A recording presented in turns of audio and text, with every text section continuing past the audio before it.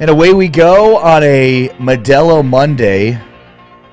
James Westling, Ari Temkin, great to be with you on this Monday. What a day we've got for you. We've got so much to get to. Of course, we're reacting to the Week 10 of the college football season and everything that means for the Big 12 and beyond. Today is the start of the college basketball season. I've got my Danny and the Miracles shirt on today as Kansas tips things off tonight at Allen Fieldhouse against the Fighting Doug Gottliebs at Green Bay.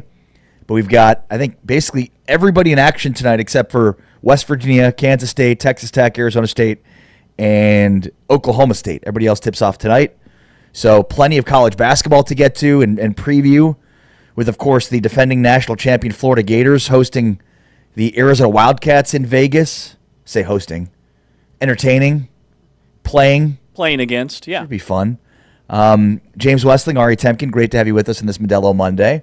Did you have a great Halloween? What did you do? Man, I did. Had a fantastic Halloween. Also, I'm super pumped up for the start of basketball season. I think KU, what is the line on the KU Green Bay game? Because Green Bay... It's like 30. That sounds about right. Yeah. And I think I would lean Kansas. Remember, they went 3-27 or something like that last year, and their best player who scored over 20 points per game at Green Bay is now at Oklahoma State. It was a total disaster. And then Arizona, remember last year Arizona started really slow in the non-conference. Weren't they 4-6? And we were thinking they'll be lucky to even make the NCAA tournament. They go on this huge run, so there's a lot to unpack there. But yeah, had a nice weekend. Halloween Friday. Spent some time, doing the single dad life for a couple of days for about 48 hours. And did you get to trick or treat at all?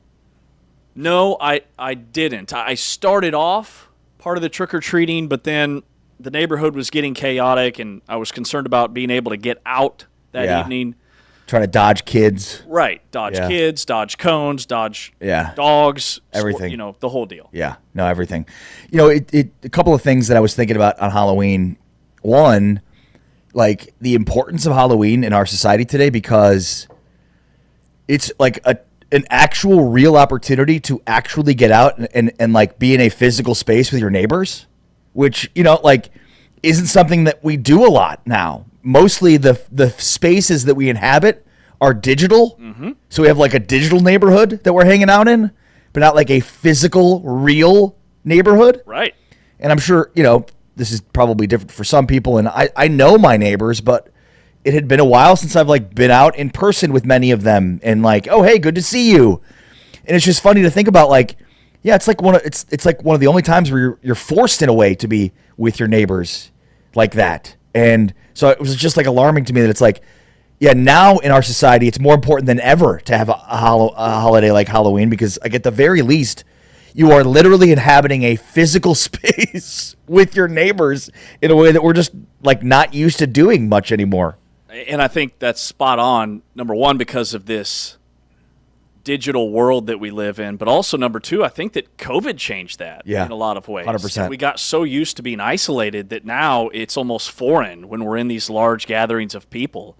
Well, and what's funny, too, is I feel like COVID was a good time where I got reinvigorated by my neighbors. And, it was you're hanging out in the neighborhood and you're outside and social distancing. So it's COVID was an opportunity where I really engaged with my neighbors in a way that I hadn't previously.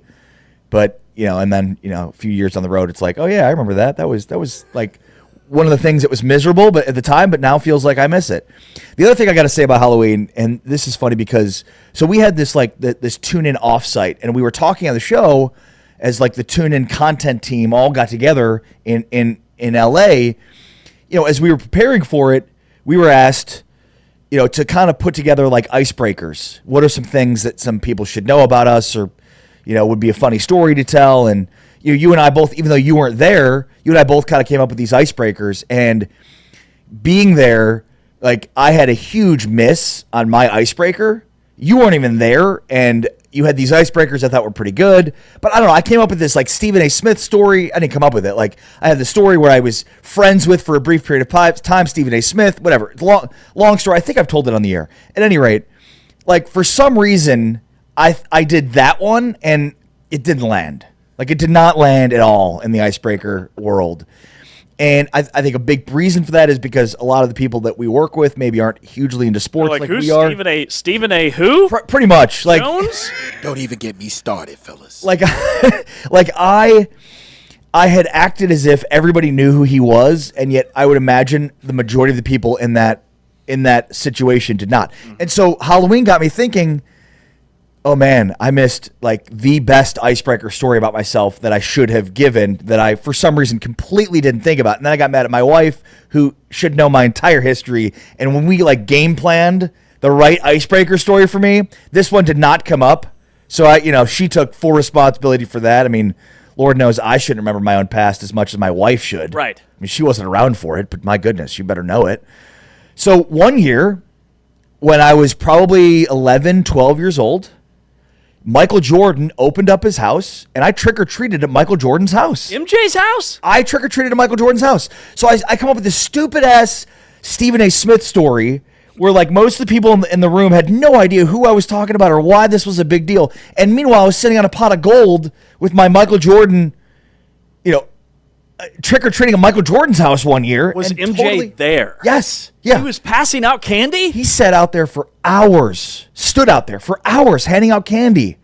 And I remember, so I walked back in line, and he handed me a piece of candy again, and I was like, no, I just wanted to shake your hand. And there were people asking for autographs, and he was like, I'm not going to do that. But he just stood out there. And at his house where he used to live, I think he finally ended up selling his house like 12 years later. No, I'm pretty sure the house is still on the market. Is it? Yeah, I know what you're talking about with the gated 2-3. So he opened up the gates. He can't sell it because it's so personalized. Yeah, and like who is if you're gonna buy a house that's that much money, you're gonna build your own personalized house. Exactly. But so he opened up the gates, and people drove through or walked through, and then you get through the drive, and then boom, right there, Michael Jordan just standing there handing out candy for hours on end. It was one of the coolest experiences, and I was reminded of it because he gave me a Butterfinger, and forever I kept the Butterfinger. Like I didn't eat the Butterfinger, I just had it, and then I don't know why, for some reason, like one day I decided I'm gonna eat the Butterfinger. It was like years later when feeling down, you're like, there's nothing left in this life. I'm just going to eat the Butterfinger. I've got to eat the Michael Jordan I won't be Butterfinger. around to sell it on eBay. Pretty much. Or prove that Michael Jordan gave it to me. How many times have we talked about MJ? This is the first time this story has come up. Unbelievable, right? It's an amazing story. It's like in a basic, very easy to tell story, perfect for an icebreaker situation. Yes. Instead of going with this elaborate, stupid Stephen A. Smith story and nobody knows who he is. Yeah, everybody knows MJ. Yeah, everybody knows MJ. Well, I learned... Huge miss on my part. I learned over the weekend that, I'm with a 13-year-old, a 7-year-old, and a 5-year-old. And the looks I got, like, so much sympathy. Like, people looked at me like I was rescuing puppies. Like, no, I'm just with my kids. A single dad with 3 children. Like, everything's fine. Like, everywhere. What's the example here? Like, got the head tilts. Oh, this is Look adorable. at Look him. at you trying to do Look something. at him. I'm like, what? Like, I take my kids to Target and people are asking if I'm okay. Everything's fine. It just kind of hit me like, man, like women in this world are slugging through with so many kids and we don't blink an eye. But Right. a man out in public with 3 children, and it's like, whoa, what's wrong with you? Has something gone horribly wrong? Kids are or adults are swiping arcade games for my kids or at this trampoline park. I'm like, I can pay for that. It's fine. Like a sympathy swipe is what it was. Like, here, come. We've got pizza. I'm sure your dad's not feeding you. Lord knows your dad probably doesn't know how to feed you. Exactly. And like, meanwhile, I'm rolling out the red carpet. Like they're jumping on these trampolines. I've got 2 pizzas. Okay, I've got like they boxed the pizza up for me. They had to pull a flat cardboard. It wasn't even put together. Pizza to go box to put this pizza in. I'm telling you, like it was. I would have been all in on this grift, by the way. I would have been all in on the grift. Like I probably would have been like pounding beers, like hoping people helped me with like, yeah, give me some money. I'm, just Take advantage of the situation. just a dad. Yeah, I know they're wearing jerseys. It's cold outside. I can't afford a hoodie. it's 40 degrees and he's got shorts and a jersey. Yeah, he is cold. He is cold. I don't know if you have any money to help us out, but yeah, it's going to be a cold winter. It was amazing, but it was eye opening. Not expected to see a very unexpected single dad with 3 kids roaming around. Apparently. Yeah. Apparently. But well, good man, for we you. got through it. You deserve a round of applause, you know? I feel like I won an Oscar. You're basically dad of the year. I mean, Build me a statue. I don't need to see the rest of the entries. You've won it easily. All right, James Wesley, Ari Tepkin, great to have you with us today and every day here on your home for the Big 12 Tune-In and Big 12 Studios. Of course, we are live each and every weekday morning from 7 to 10 a.m. and 8 to 11 a.m. Eastern Time. And each and every Monday, especially during college football season, we put a minute on the clock and get through each and every one of these Big 12 football games. There were 7 to recap in week 10. So without further ado, James, let's get to these games. Taman Turner is our producer. Taman, take us through. All right, guys, let's start off with Oklahoma State at Ari's Kansas Jayhawks. Yeah, I mean, this game was about the middle 8 for Kansas and for a change, a huge positive, the middle 8 for Kansas. But this game was close early. Oklahoma State scored a touchdown, got on top, was up 7-0. Kansas was up just 10-7 at halftime. They had blocked a field goal. Oklahoma State had already missed a field goal in this one.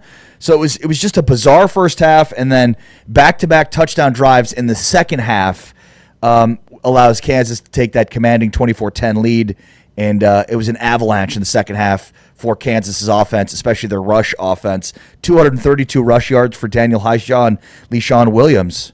15 straight Big 12 losses now, James, for Oklahoma State. Well, I got to say, Kansas needs to dump the red tops, blue bottoms combo. Okay. I am not a fan. Very contrasting. Let's get that out of the jersey rotation because they've got so many sweet looks. Yeah. But then leading up to this game, a buddy of mine called he had inside information that was confidential, that Zane Flores was back for Oklahoma State, and he was going to start in this game. And I thought, it's not going to matter. Kansas did get off to kind of a slow start. This game was closer than I thought it would be for a while. Yeah. But once they flexed their muscles, like the rushing yards, all you got to look at, 232 to 72. Oklahoma State averaged 2.3 yards per carry. KU could have won this game by 40. All right, this was a shocker. West Virginia at Houston. Yeah, this was the big shocker of the weekend. We talked last week about West Virginia being able to win out. They had the most favorable schedule, and they lose at home to Houston. They lose at home to West Virginia, I should say. This game was about the turnover battle. West Virginia turned over Houston 4 times and had scored 17 points off takeaways, including a pick 6. Houston had 4 total turnovers on the season coming into the day, and they turned the ball over 4 times in this one. And Scotty Fox, man, it looks like West Virginia may actually have a QB1 coming out of this game. Yeah, and remember, he played in the Pitt game in the non-conference and looked terrible. I think he had 2 or 3 turnovers and limited snaps. Yeah. Total opposite. Houston went with the blackout theme. They had the black uniforms. They even painted the end zones black, but a light crowd, and they really didn't show up. This told me all I need to know about Houston, which I was really riding the Cougars, so it's unfortunate for them. But Scotty Fox, man, accounted for 3 touchdowns. Connor Wegman also had turnover issues for the first time this year. A killer turnover on a third and something near the end of the third quarter. He threw an interception that was a pick 6, returned 80 yards for a touchdown, swung it from what could have been a tied game if Houston had scored into 2 possessions once again, and that was it. UCF at Dave Aranda's Baylor Bears. Yeah, how about this one? Who saw this one coming? Not me. Baylor's defense holds UCF to just 3 points. And this was the Caden Knighton show. Knighton, 21 carries, 104 yards. Sawyer Robertson threw 3 touchdowns, had 267 yards. Sawyer Robertson's 267 outpaced UCF 225 total yards in this game.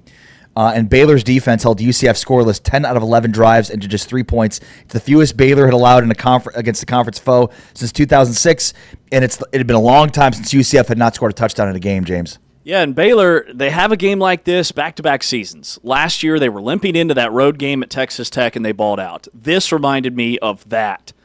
And remember, that sparked a 6-game winning streak. They're now 5-4. There's still a lot of season left. Where has the Baylor defense been? I mean, because they showed up. Limiting UCF to 225, they held them to 74 yards on the ground, And Baylor held UCF to 1 for 14 on third and fourth downs. That had been Baylor's Achilles heel. Their defense hadn't been able to get off the field. Total domination on that side of the ball. All right. Arizona at Colorado. It's a rough 2-game stretch here for the Colorado Buffaloes. Noah Fafita ate them alive in this one. Arizona snaps a 5-game road losing streak. Colorado turned it over 5 times and was flagged 14 times.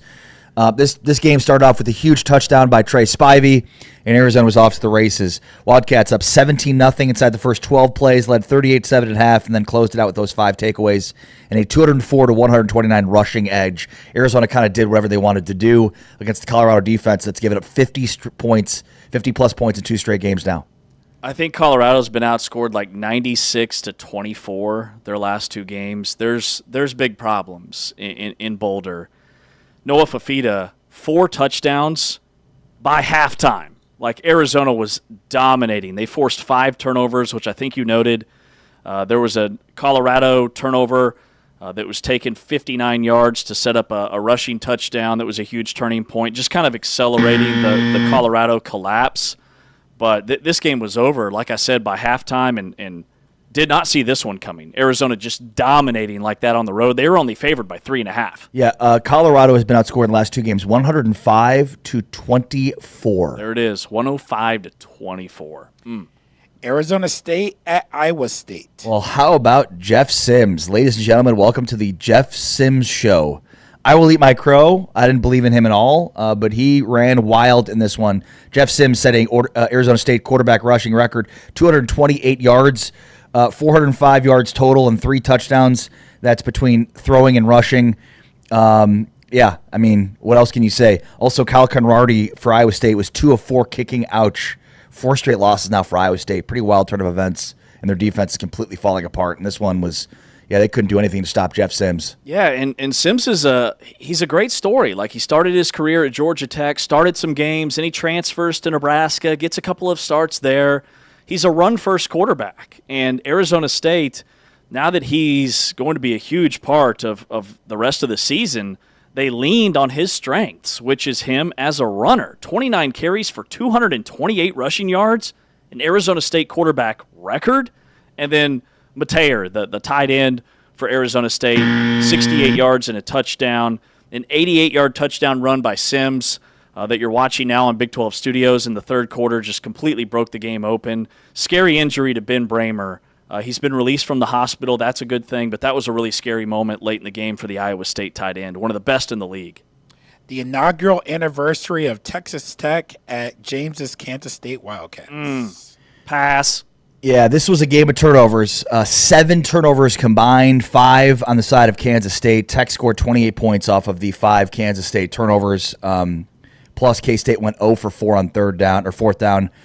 We said turnovers would decide this game, and it most certainly did. This game was 29-20 with under 5 to play, and Romello Heights strip-sacked Avery Johnson. Scoop and score by Tech made it 36-20. And then 4 plays later, Avery throws a pick 6 to make it 43-20. So this game was close, but in the end, it was the turnovers that just did K-State in. Yeah, it was close for a while, and it just felt like Kansas State was trying to keep up with Texas Tech, but it never really felt like to me that Kansas State was in a position to win this game, especially in the second half. Avery Johnson was scrambling for his life, and he just looked gassed. I mean, completely exhausted. He is sucking air between each and every play. And then Kansas State had a critical fourth down after they had got a turnover on defense, a takeaway. They've got the ball around midfield. They go 4 wide, and they put their tight end, Garrett Oakley, in the slot. And he's one-on-one with a linebacker. I just felt like he had the ball in his hands and he had it wrenched loose. I felt like that's not the guy you want to go to in that situation. He's not a pass-catching tight end. He's a better blocker. I felt like Kansas State should have somebody quicker and shiftier in the slot, and maybe they just don't have that they feel comfortable with on their roster putting out there on a play like that. But that was a huge turning point. Final one, guys, the primetime game, Cincinnati at Utah. Yeah, third quarter dominance by Utah put this one on ice. It was 24-7 at half, and it was as close as 24-14 when Sorsby hit Cyrus Allen for an 88-yard touchdown pass. But Utah answered with a body blow and then a haymaker and a 75-yard punt return for touchdown by Carvalho. Utah closed 21-7. It was the most complete game we've seen from Utah and from Devin Dampier, James. Yeah, statement game in my eyes from Utah. The rushing attack, Devin Dampier looked really good. He looked in control, 213 yards passing, a couple of touchdowns, 78 yards on the ground. That's a very Devin Dampier stat line. They don't need him to throw for 300. They don't need him to rush for $150. Ryan Davis had 132 yards receiving. He's starting to emerge as a downfield threat. Yep. Wide receiver number one for them. But their opening drive, they went 94 yards. Even though Cincinnati had it tied 7-all, it just felt like Utah had set the tone. And 267 yards on the ground. 3 of their touchdowns came on the ground. They piled up almost 500 yards of total offense.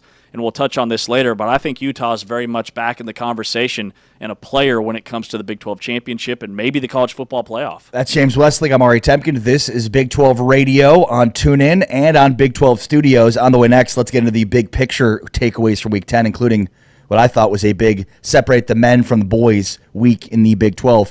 We're brought to you by Modelo on this Modelo Monday. This is Big 12 Today with James Westling. I'm Ari Temkin, Tamer Turner producing on TuneIn and Big 12 Studios.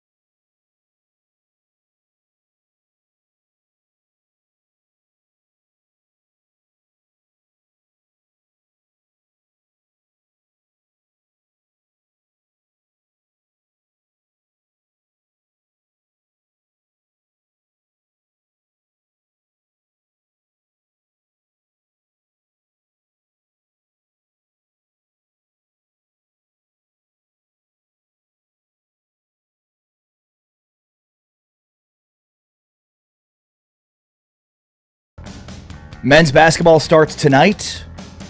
All teams in action except for, well, basically Oklahoma State, Texas Tech, West Virginia, Arizona State, K-State. I think I got them all in terms of who's in action tonight, or who's not in action tonight, I should say. Forgot UCF. Thank you. And the race for the Pardee is on. James Westling, Ari Tepkin. Yeah, the race for the Pardee. John Pardee, of course, the halftime performance for the Big 12 championship game, the hunt for Red October here, James.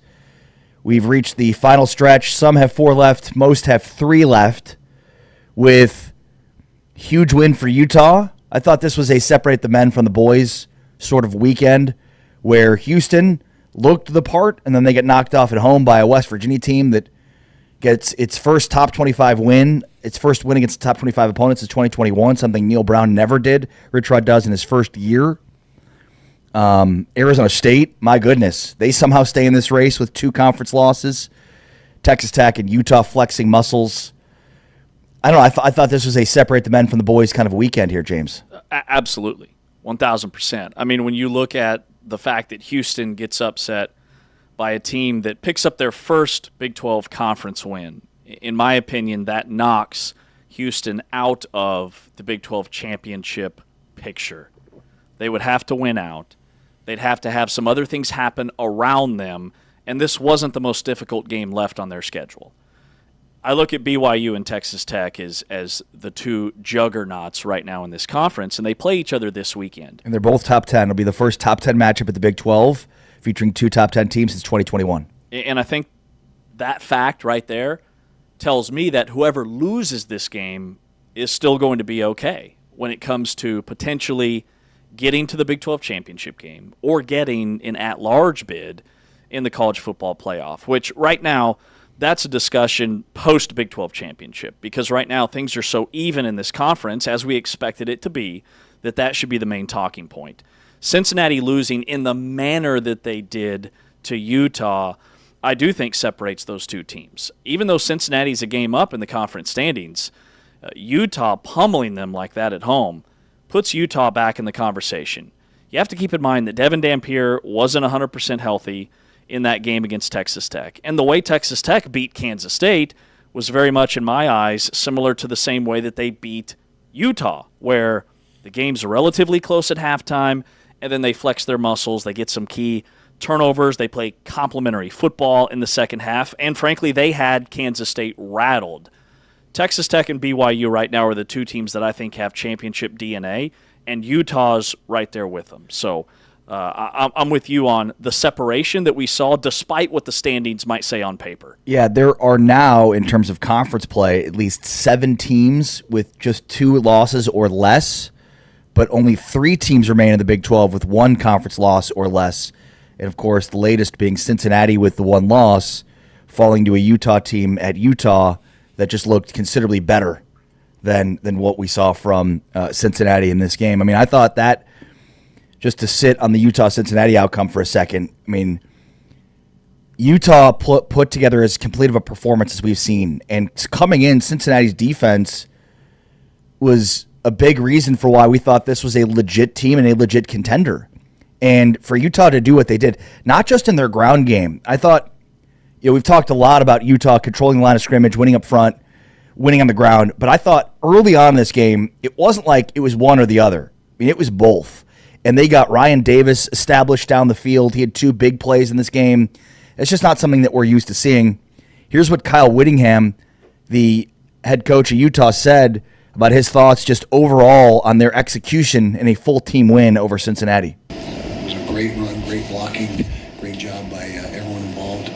So I couldn't be more proud of the football team, coaching staff, just the whole building. I mean, we're starting to get some momentum now. And just love coaching these guys, love being around them, and leadership is tremendous. And just got to keep it going. We're on a bye week now. Good win to go into a bye week on and be able to regroup again and get some guys healed back up and get some guys fresh. And so, yeah, that's where we are. You know, it's really interesting. Aside from their BYU loss, every game they've played has been a blowout. they haven't played close games. 45-14 here. They beat Colorado 53-7.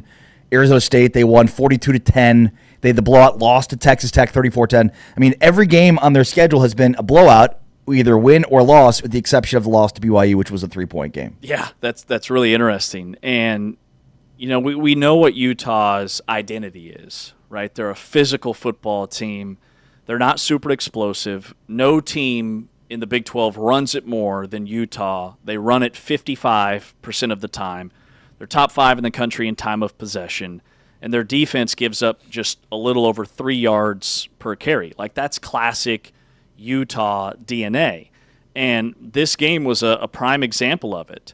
The field position rate. Utah ran nearly half of their plays, 48% of their plays, in plus territory on Cincinnati's side of the 50-yard line. So they dominated field position. Their third down rushing numbers, like a lot of teams drop back and they want to pass on third down, even if it is a third and short or a third and medium. Utah's not afraid to run it. And they ran it on third down 7 times and picked up 73 yards, over 10 yards per carry on third down. That is true domination in the trenches. And then Devin Dampier's just so explosive.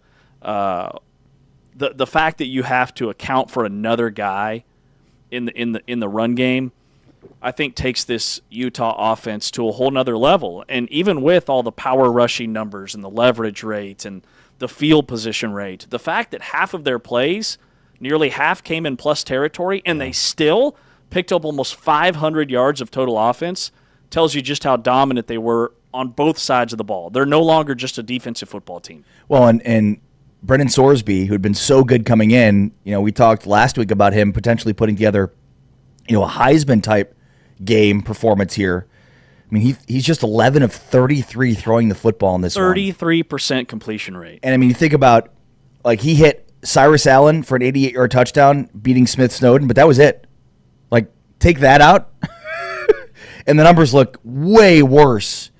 And that was basically it. Like, they hit that one long play. Sorsby had one long run early in this game, but that was it in terms of flaws for Utah's defense. So, you know, special teams hit a touchdown for Utah in this one. Their offense hit big play after big play. They were running the ball well. They were throwing the ball well, and their defense just did whatever they wanted. I know that Cincinnati didn't have Evan Pryor, but we've seen Tyree Walker be very good running the football. This game was all about Utah completely dominating. And Smith Snowden, who plays both sides but is now playing a lot more defense than he is offense. They've taken him off the field some offensively. He's an elite defensive back. He leads the Big 12 in passes defended. And Utah didn't have any sacks in this game. They only had 1 tackle for loss in this game. So they're applying pressure and they're condensing that pocket, but they're not necessarily getting those big explosive defensive plays. They're just locking down the Cincinnati receivers. And Smith Snowden is a big part of that. I mean, he was on Caldwell, who finished with 1 catch for 11 yards. The leading receiver for Cincinnati in terms of catches was Noah Jennings, who's like their 4th guy.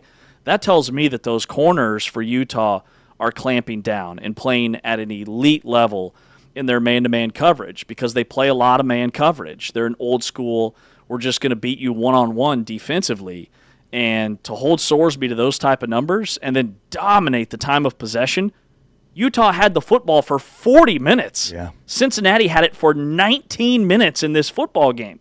So just a total old-school Utah-type win, which is what they've been doing really the last several weeks. Yeah, there were 2 conference losses. There were 2 teams with 2 conference losses coming into this week that we thought they could make a move this week to solidify their position in the Big 12 title race. Well, one did that in Utah. The other one did not in K-State, who had a bunch of momentum and stuck with Texas Tech for a bit in this game. But here's what K-State coach Chris Kleiman said is what went wrong for K-State against Texas Tech. Things happen that you can't have happen against a really good team like that. One is turning the football over, especially in short fields, and we did that a couple of times, and then can't miss tackles against really good backs. I was really impressed with the Williams kid, great player, but we missed too many tackles on that. All that being said, it's 12-7 at half, and I thought we could have had a lead at half, but because of some of those things, we didn't finish very well, and they get a 12-7 lead, and then I think we had the turnover right away in the start of the second half, and then get it 19-7. We got a good drive to get it to 19-14, and then what I have seen from those guys is when they play from the lead, which is what they've done most of the year, those guys rush upfield and create havoc on the quarterback and do a good job breaking on the ball and tackling. So tough loss. Guys fought their tails off, but unsuccessful. Yeah, I mean, I think two things stood out in this game. It was the running attack of Texas Tech once again that showed up in a big way, especially Jacoby Williams, 17 for 135 and a touchdown, but 5 turnovers for K-State. Texas Tech did to K-State what K-State's been doing in the Big 12, a Big 12 conference to other teams. 5 turnovers, including 2 that turned into 14 points, immediately. 28 total points off of 5 turnovers, but 2 down the stretch of this game. Tech outscored Kansas State, James, 24-7 in the final 22 minutes of this game, from 19-14 with 3 minutes to play in the third quarter to 43-20, aided by 2 turnovers. A scoop had scored a pick 6 that put this game on ice. And again, Utah looked the part in their win over Cincinnati. K-State did not in their loss to Texas Tech here. Yeah, and I felt like even before those last 2 turnovers that led to Texas Tech touchdowns, that the game was already on ice. Yeah. I mean, just the way. Right, you're right. They kept them at arm's length the whole time. Right. Despite the score being somewhat close. Yeah, and my main takeaway from that game was that Avery Johnson just isn't quite there. He is a tremendous athlete. He does a lot of special things. But his decision-making, and I know he doesn't have his sidecar in Dylan Edwards, but Edwards has been out pretty much all season. And he's not had his left tackle, George Fitzpatrick, K-State's best offensive lineman, at all this season. So the deck was kind of stacked against him from the get-go. But Kansas State passing the football, like his decision-making, I had questions about. That 4th down throw where he threw it to the tight end was one. He had an interception in the, I believe, the second or third quarter where he's scrambling around and he's trying to hit Jerran Bradley on a deep crossing pattern, and he doesn't even see that Jace Brown is one-on-one in a congested area on the sideline, and Bryce Pollack comes away with an interception for Texas Tech. That's a play that a veteran quarterback just can't make. And then Kansas State on first down passing the football. When you're anticipating as a defense that they're going to run, you would think your passing numbers on first down, especially if you're Kansas State, should be okay. K-State on first down throwing the football was 5 for 14. Wow. For 36 yards. And you're right. I would think defensively they would be guessing run on first down with K-State. Like matchup-wise, that should be your best chance to complete passes in this football game, even if they are just taking the layups, the checkdowns. Kansas State on third and shorts weren't very good passing the football. 5 for 15 on throws between 5 and 14 yards. That's just not good enough in the Big 12. No, it's not. You're right. Good point. So this was sort of a team loss as much as it was a team win for Texas Tech. I thought Houston proved to be a pretender in their loss to West Virginia, a game where they turned the ball over, and this turnovers was a huge storyline, I think, Week 10, whether it was K-State or whether it was the turnovers from Houston. But how about Arizona State? So Arizona State still just 2 conference losses. They showed out well in a game on the road against against Iowa State, in an environment that I figured it's going to be cold, it's going to be early for them, tough place. But they showed out well. Here's what Arizona State quarterback Jeff Sims, who had a career day, said about what led to this career day. Man, I was prepared to do whatever it was to win this game for this team. And, everybody around me helped. The O-line did a good job. They played physical. Defense went out there and held it down, so we just made sure that we played together. That was our big focus this week. We've been practicing it all week, and I feel like just the confidence grew, me being here second year in the system. And I felt like that was just a big piece of what we needed to do. Sims had a career day. James, is Arizona State for real now? Are they still in it? Maybe. I would say maybe. I'm not ready to quite go that far yet because I look at, Utah, BYU, and Texas Tech, and I just think that there is quite a bit of separation between those 3 and everybody else. But when it comes to that next tier, sure, they're in it. Now, can they... Arizona State has West Virginia, Colorado, and Arizona left. They're in it. When you look at the remaining schedule, they're in it. The thing about this game, Iowa State won the leverage rate. They won the field position rate. They won all of the analytical stats that should win a football game. But the difference were explosive plays or big plays. You know, there's chunk plays and then there's explosives. Arizona State had over 300 yards on big plays. Iowa State had just 9 of those. Wow. So that was a huge discrepancy, and that was Jeff Sims, who balled out. Like, his passing numbers were really good. He had that 88-yard touchdown run that was all him, and he showed his speed and his burst. I think Iowa State's season has just been completely dismantled by those injuries to their secondary. Yeah, their defense is just as bad as we've ever seen it. All right, plenty to come in terms of big picture takeaways, plus the college basketball season starts tonight. We'll get into that with the former Kansas assistant coach Norm Roberts. Plus, Fran Fraschilla joins us later on in the show today here on a Modelo Monday. On the way next, though, it's time for our Big 12 Today weekly awards. Who was the player of the week, coach of the week, who wore the jerseys of the week, and the atmosphere of the week, week 10 in the Big 12 season. That's next here on Modelo Monday. With James Wesley, Amari Temkin. This is Big 12 Today on Big 12 Radio. Heard on TuneIn, and you can watch us on Big 12 Studios.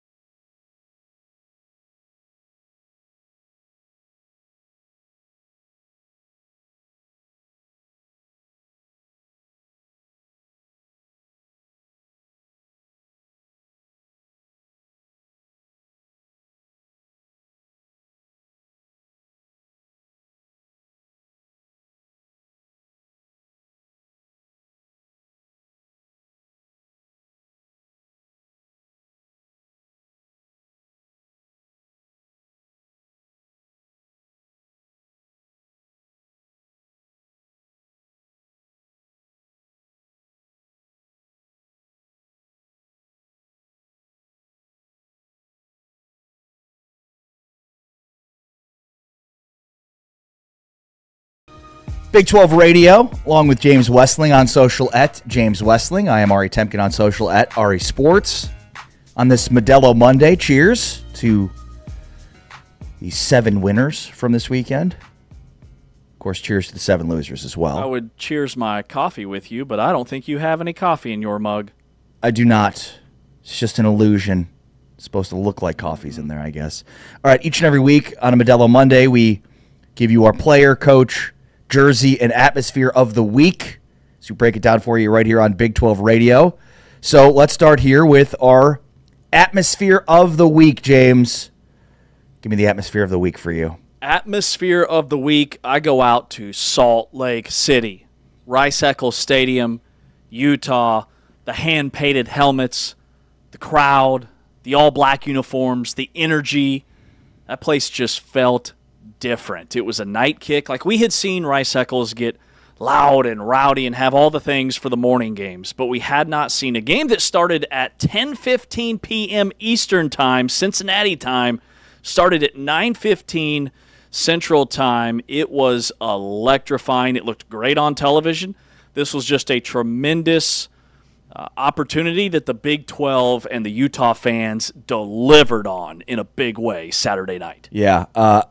Usually I try to find somebody a little bit different than you, but this one was, I think, pretty obvious. There were a lot of road wins this weekend, but yeah, the environment, the atmosphere at Rice-Eccles on Saturday was unparalleled. So had to go as well with Utah in terms of the atmosphere of the week.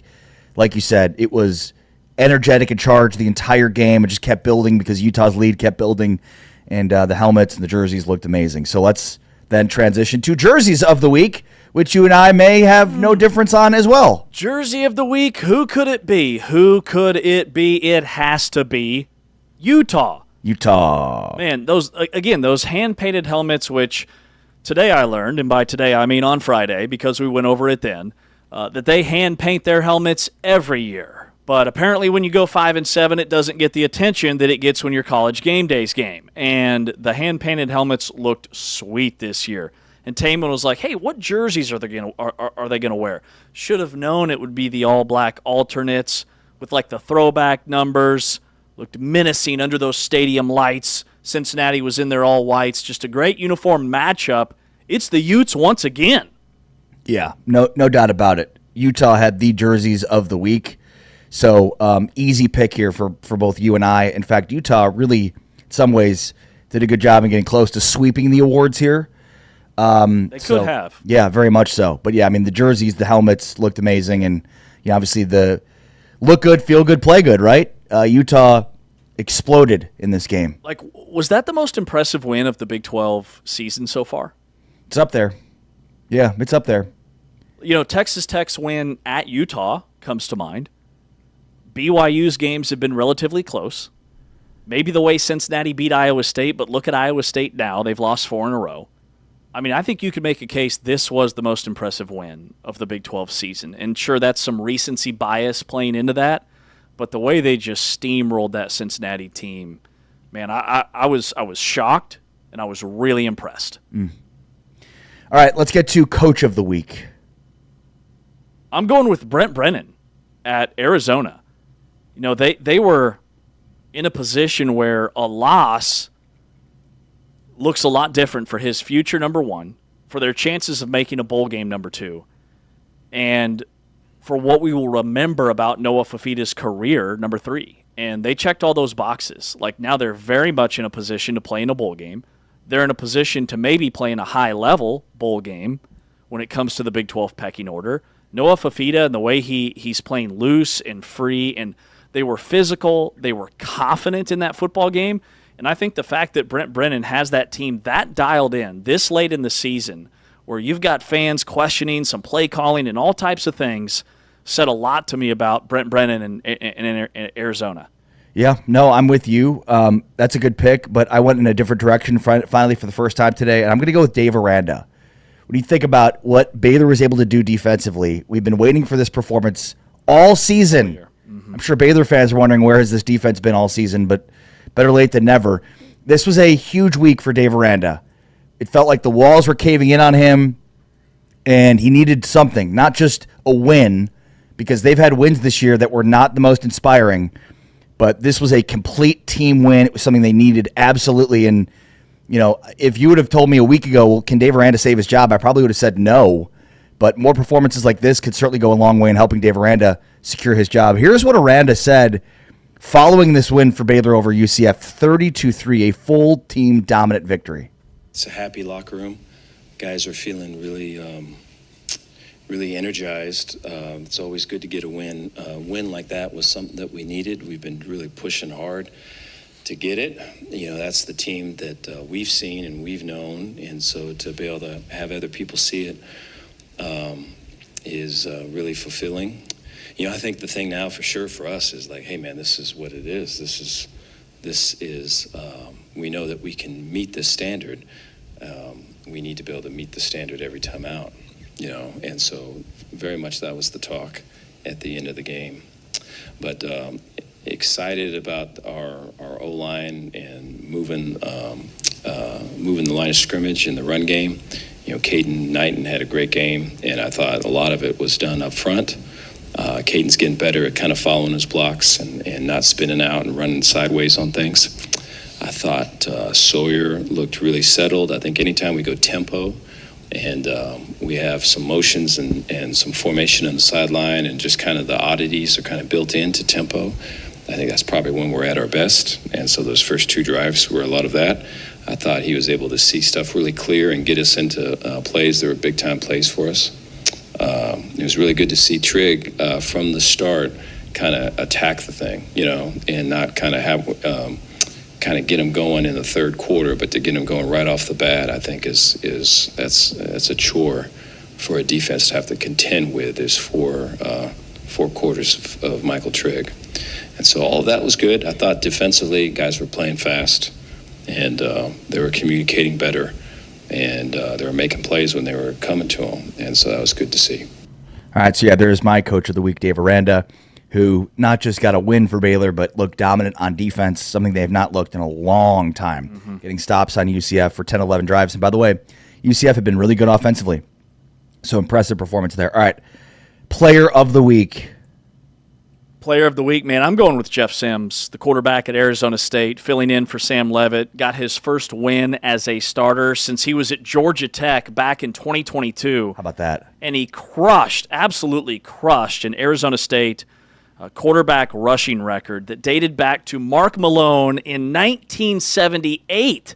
He rushed for 178 yards. And remember, Arizona State has had some really good dual-threat quarterbacks, including Jaden Daniels, who spent a season there.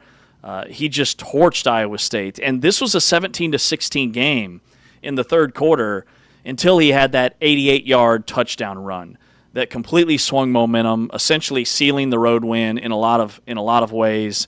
Arizona State's defense played inspired after that. They shut out Iowa State in the fourth quarter. I just thought he was fantastic, and he's a guy that's off the beaten path. He's not one of these regular household names, and he looked like a guy that could be starting for a lot of other teams in the country, and it says a lot that he's stuck it out at Arizona State as the backup for moments like this. Yeah, well said. And look, I very much could have agreed with you and gone Jeff Sims here, but instead I wanted to be a little bit different, and I went with Devin Dampier because I thought running and throwing the football this week, Dampier was phenomenal.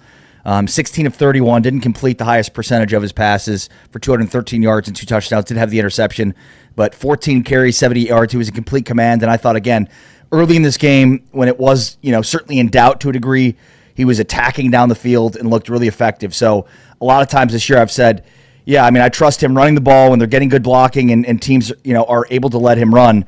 But when he's forced to have to throw, how good can he be? And I thought in this game he was very effective against a really good defense. Cincinnati had been really good up to this point on defense. So credit to Devin Dampier and the performance he had in leading Utah to a 45-14 win over 17th-ranked Cincinnati. And here's the scary thing for the rest of the Big 12.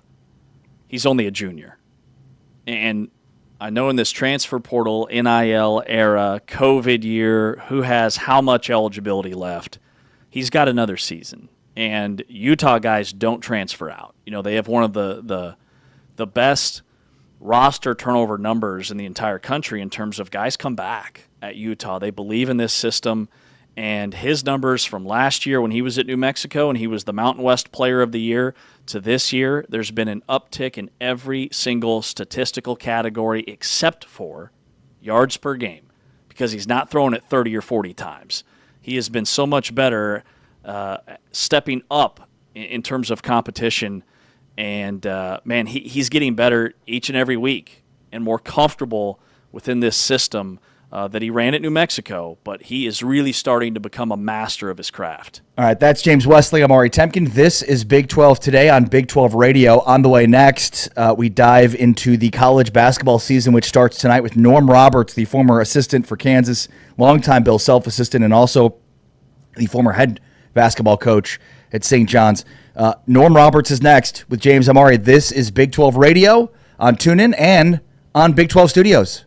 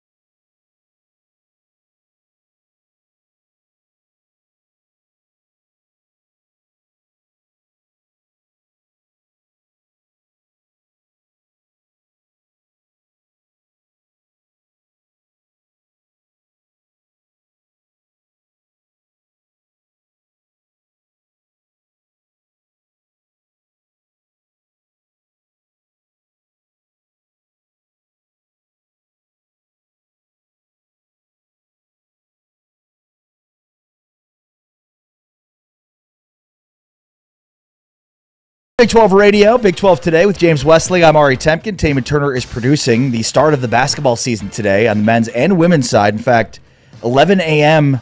Central, go across the borders, across the ocean.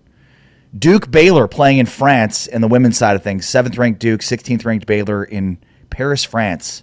So early basketball on the women's side, basketball tonight on the men's side, including Arizona and Florida. And let's talk about these games with Norm Roberts, the former Kansas assistant coach, former St. John's head basketball coach, joining us here on Big 12 Radio.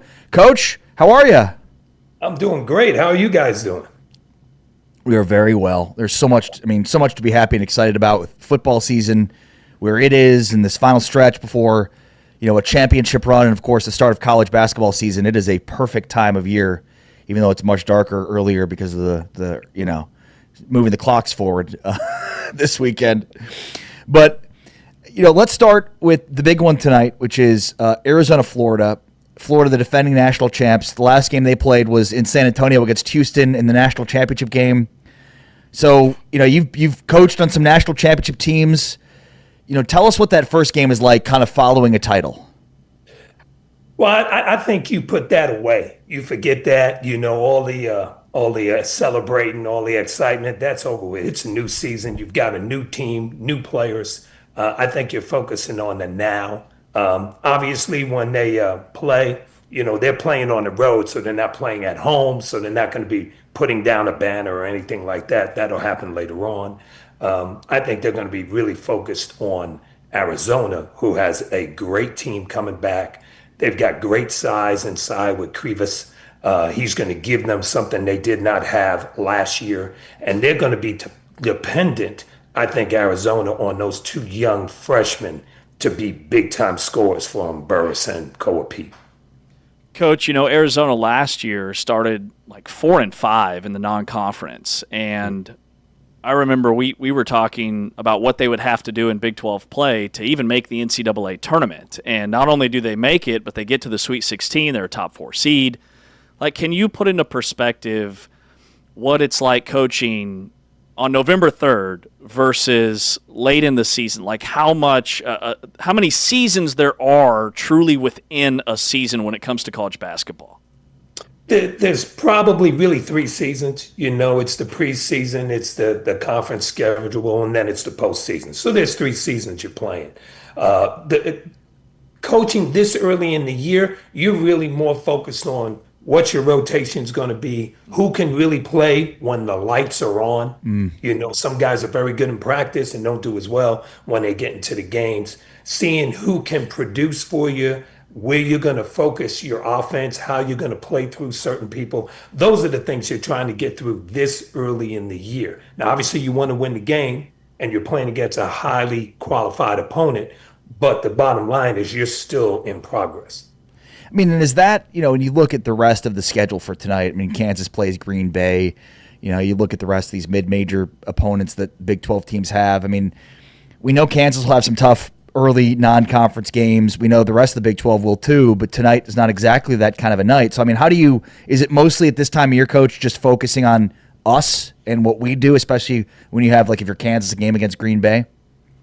Totally. You're totally worried about you more than your opponent, how you're going to play offensively, how you're going to push the pace, how you're going to play defensively, how you're going to try to take things away from teams. Like tonight, a game like Kansas playing Green Bay, they're probably going to have a smaller lineup in the game against Kansas. So now, can you switch 5? Can your big guys get out and guard? Take away open 3-point shots. Yeah. Can you now push the pace? Because if they're shooting long threes, that means there's long rebounds, there's more opportunities in transition. And then what you also want to do is try to dominate inside. Try to get your inside play started, which will open up everything else for everybody else. Norm, thinking back to your time at Kansas, I've got a couple questions for you in regards to that. Think back to who were the toughest teams in either the new era of the Big 12 or the old era. It doesn't matter. I'm curious on both. Like, who are the toughest teams to prepare for and scout and get ready to play? Well, I would tell you in the old era, Okay, before the conference changed a lot. Iowa State was always a tough team to play because they did multiple things offensively, had multiple shooters on the floor. They always made it tough for you. TCU was always a tough team because they always played in transition with Jamie Dixon. They were always tough that way, And then being at Kansas, games against K-State, games against Oklahoma State, obviously because of where coach came from, those are always going to be tough battles every night because you were always going to get their best. You knew that going in the new era. I would say right now, Houston is probably the most physical team you're going to play against. They don't do anything that is complicated offensively. Nothing. Okay, they're going to get the ball to the right people at the right time and let them go make a play. Defensively is where they held their hat, and they're going to be extremely physical with you. I would say BYU, and it'll be interesting to see what happens with BYU this year. BYU was unbelievably hard to guard last year because they could spread the floor. They could shoot it so good from 4 positions on the floor that it made it really hard for you to pressure out. And then they had a rim runner in Keita, and they did not have that before. So having a guy that can play above the rim like that and having those 4 shooters around him made it very tough. This year, they're going to be much more athletic, and they're going to be able to score off of the bounce much better than they did before. The other game that's pretty good tonight in terms of Power 5 would be BYU and Villanova also playing in Vegas. So the Arizona-Florida game's at 6 Central, and then BYU plays Villanova at 8:30. Nova has not been the Villanova that we've been used to the last couple of years. BYU is a top 10 team in the preseason. So, what do you see from Nova? Can they stress BYU, and how do you avoid an upset here against a Power 5 opponent? Well, the one thing you found out at Villanova, and some people will find out, is it's really hard to, replace a legend. It's hard, really hard to do that. And Jay Wright was terrific there.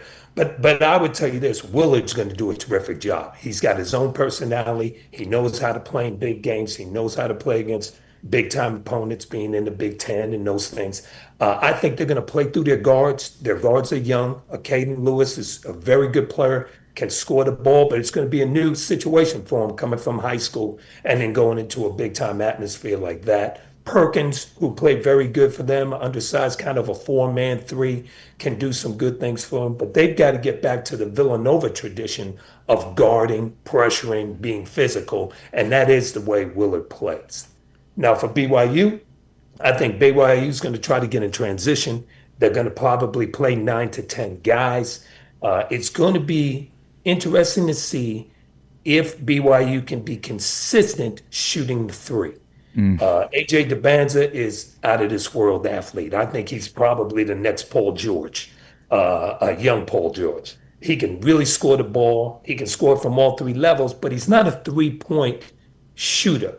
Rob Wright is terrific with the basketball. He can get in the lane, cause havoc, but he's better at the rim than shooting it.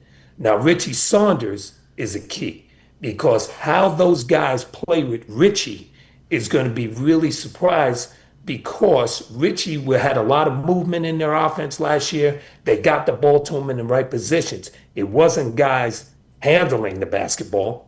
It was guys passing the basketball. So how those guys match up, and early on it's going to be tough. It's going to be a struggle because they're going to have to get used to each other. But that'll be something to watch out for, how they keep Richie Saunders involved in the game. Of course, Richie may be their best player, not their best talent.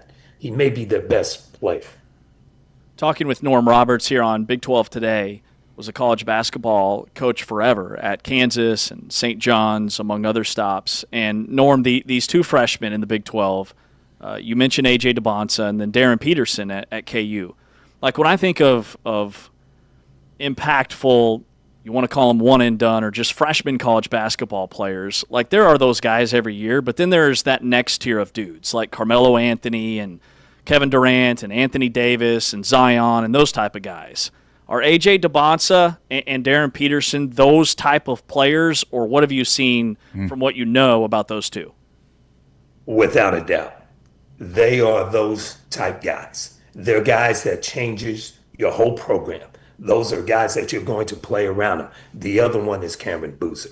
He is too. And Cameron Boozer may be as close to Beasley from K-State as we've seen in the last 10 years. Wow. He's going to get double-doubles every night.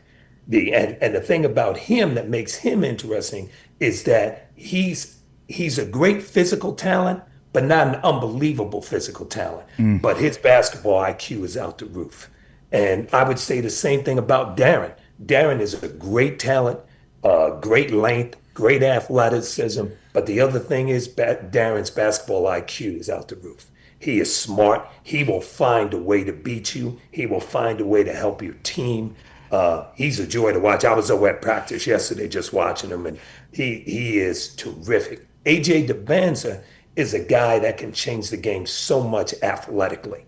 He can do that. And now his basketball IQ is good as well, but he's a guy that's going to say, hey, give me the ball and get out of the way, where the other two guys will figure out how to make their teams better right away. Well said. Anything else early season that just stands out to you about this year and this upcoming season? Well, I think, everybody was talking about Purdue early, and Purdue is going to be great. They're going to be right there in the hunt. I think the thing you have to worry about with Purdue is going to be depth, and then you're going to have to worry about with Purdue is athleticism. How do they do when they play against really athletic teams that can keep coming at you? That's going to be tough for them, and you saw that in the exhibition game with Kentucky. Kentucky's another team that's going to be fabulous, but they've got a lot of guys. Now, Owe has become a star. He wasn't always a star. Now let's see if he can take it to the next level. He surprised everybody last year. Now people are going to be ready for him. Can he be that next level star? They've got a lot of really good players. I think a sleeper team is Arkansas. They brought in two shot makers with Malik Thomas and Acuff. They can make shots and make plays, which will help them because shooting was their problem. And they've got a rotation of bigs and wings that are so athletic, can run, jump, and make plays defensively. I think Cal's got a good team. Norm, I got one more for you because you were talking about, this time of year you're looking for the guys that can bring it under the lights. But I want to go the other way. When you were at KU, who's a guy that maybe just like made you pull your hair out in practice, and then you'd get to games and he'd just ball out and do nothing wrong? Like, were there any of those guys at KU? Not many. Okay. If you didn't bring it in practice and show it in practice, it usually wasn't going to show up in the games. I would tell you this, if you're talking about guys that you knew going in the game, I would give you that you were going to play well and be good. Frank Mason, Devontae Graham, those guys were guys that you always knew going into the game, we got a chance. We got a chance to make this thing happen. Now with Joel and Wiggs, those were great talents, and then we had so much talent around them. But when the team was focal pointed on a couple of guys, I would say those were two guys that we knew were going to bring. So great to talk with the former Kansas assistant. Norm Roberts is going to be joining us hopefully throughout the basketball season, helping us break down what we're seeing. The former head coach of St. John's, assistant coach under Bill Self at Illinois, Oral Roberts, and at Kansas and Tulsa, right? You work under Bill at Tulsa, Oral Roberts, Illinois, and Kansas, everywhere? Yeah, we got together at Oral Roberts University. He didn't tell me that he lost 18 games in a row the year before.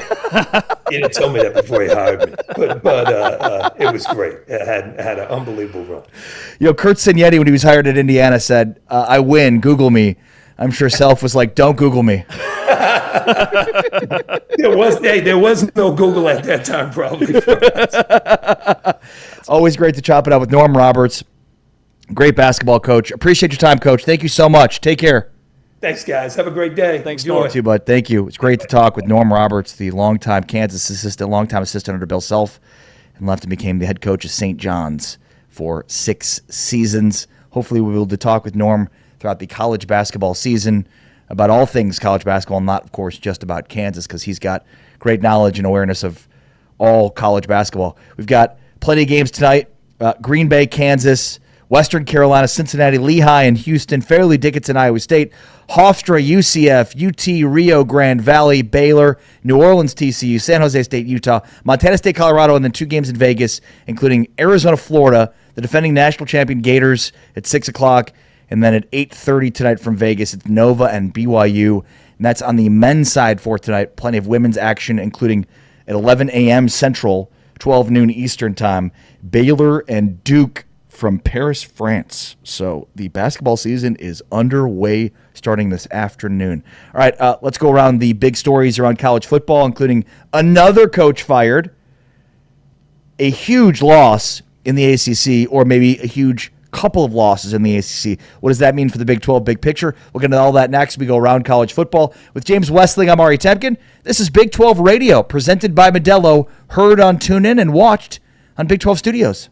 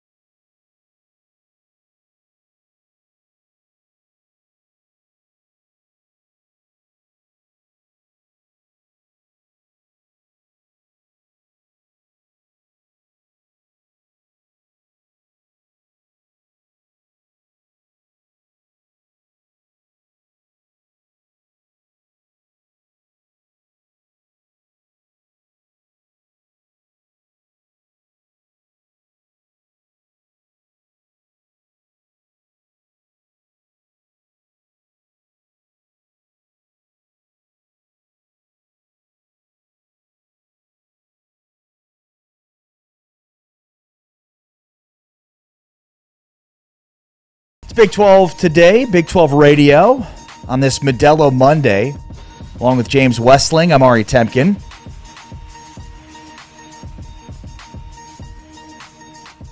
Big 12 Radio brought to you by the Full-Time Fan by Modelo. Of course, as we know, James not exactly a full-time fan, working his way there. But me, I'm a full-time fan. Watching the Bears-Bengals game on Sunday was a unbelievable adventure. One of the most remarkable finishes you'll ever see in a game. Epic collapse turned into an amazing finish for the Bears on Sunday. But I was gripping my Modelos tightly watching that game. The Bears were up 41-27. They got a pick six to go up 48-27 with under 5 to play. Except that the pick six was ruled back because the runner was ruled down. The Bears then go 3 and out, punt the ball back. Joe Flacco scores a touchdown in 30 seconds. It's now a one-score game at 41-35, and then they get an onside kick, somehow, a kick that does not go 10 yards, but yet a Bears special teamer is blocking, so the ball goes into his leg. It's then recovered by Cincinnati. They score again to go up in 30 seconds. They scored 2 touchdowns, had an onside kick in like a minute of game time. And the Bears get the ball back with under a minute to play and go right down the field with a 58-yard touchdown to Colson Loveland to go ahead 47-42. They won the game. Epic collapse leads to a crazy finish in a game that the Bears should have been up by 3 touchdowns with under 5 to play, and they ended up only up by 2. And, yeah, it was wild. But the Modelos were flowing in my house during that game. What's the Bears' record I had to kick now? both my kids out of the room while I was watching. Go away! Kick my kids out. Yeah. It Yeah. happens. Not where I thought that was headed. No, I mean, look, we were all watching the game together, having a joy. It looked like the Bears were going to win, and and then it's they started not. clap, and then just like, Gotta get go. out. Get out. Bye. You gotta go. You gotta go. Felt the same way watching Kansas State and Texas Tech over the weekend. Although Texas Tech, they're like 1B. I'm a big fan of that program and think they're going to represent the Big 12 really well in the college football playoff if they do indeed get there. The Chiefs and Bills, that was kind of a throwaway game. The Bills always win the regular season matchup, then the Chiefs win in the playoffs. That's kind of how things go, so not too worried about the loss. You brought up, when you were talking about the Bears game, it reminded me of a story I heard over the weekend where somebody called the Cincinnati ticket office to try and cancel their season tickets, and they make it very difficult for fans to do that, and they actually have people answering the phones that are super passive-aggressive and will start arguing. Like, well, why do you want to cancel your season tickets? I'm just not real happy with the ownership and the decisions that they've made, and they'll say, well, same ownership that brought you T. Higgins and Joe Burrow? What about Jamar Chase? These guys are going to be healthy next year. Everything's going to be fine. Yeah, that same ownership group that you don't like? Yeah. You sure? They just get super passive It's aggressive. amazing. Oh, no, we'll be fine over here. Don't worry. We'll be holding your tickets. They're going to be a lot more expensive when you want to come crawling back. Exactly. But we'll be here. That's what they do. It's amazing. That is awesome.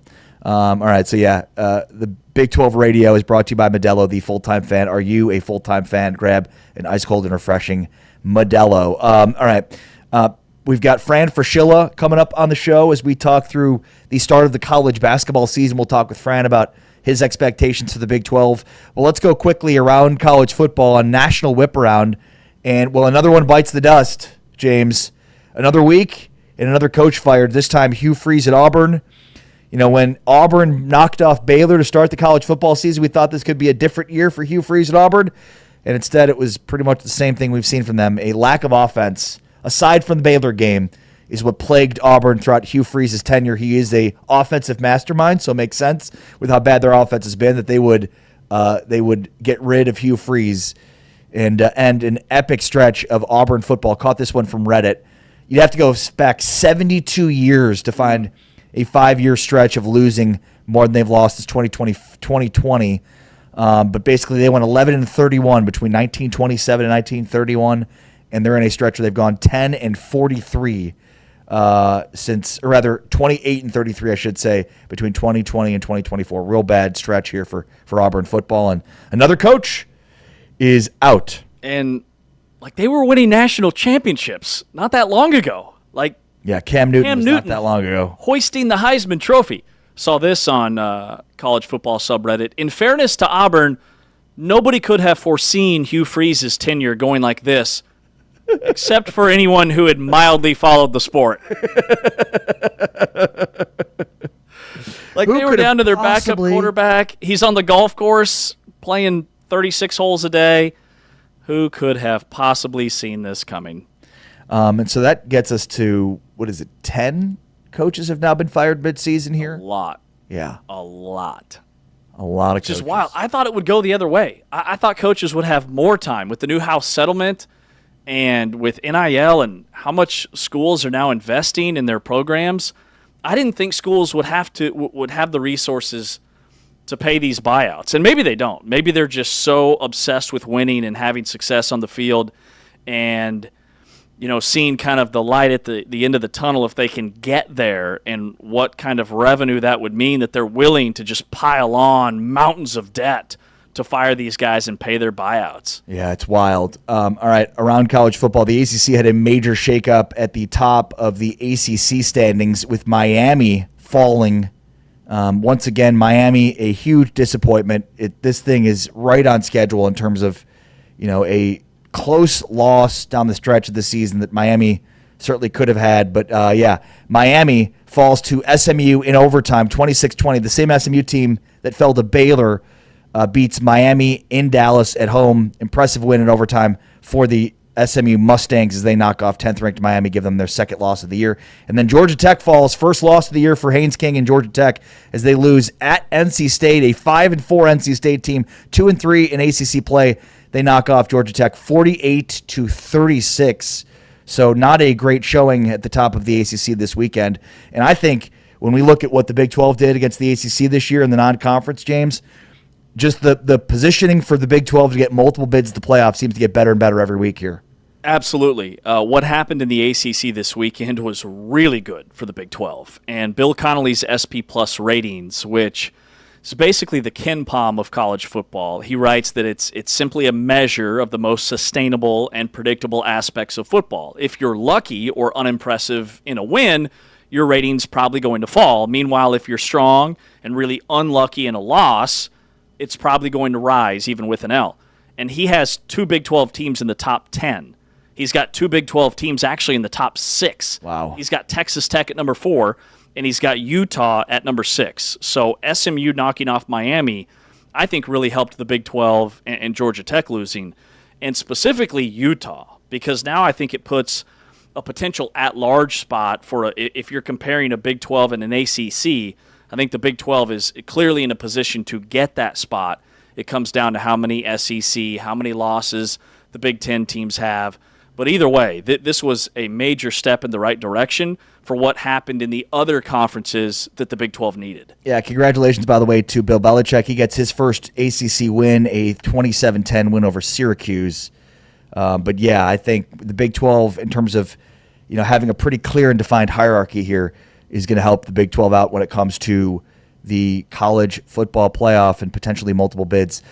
In the Big 10, USC knocks off Nebraska during a blackout in Lincoln in a game in which Dylan Raiola in the third quarter left with a broken fibula.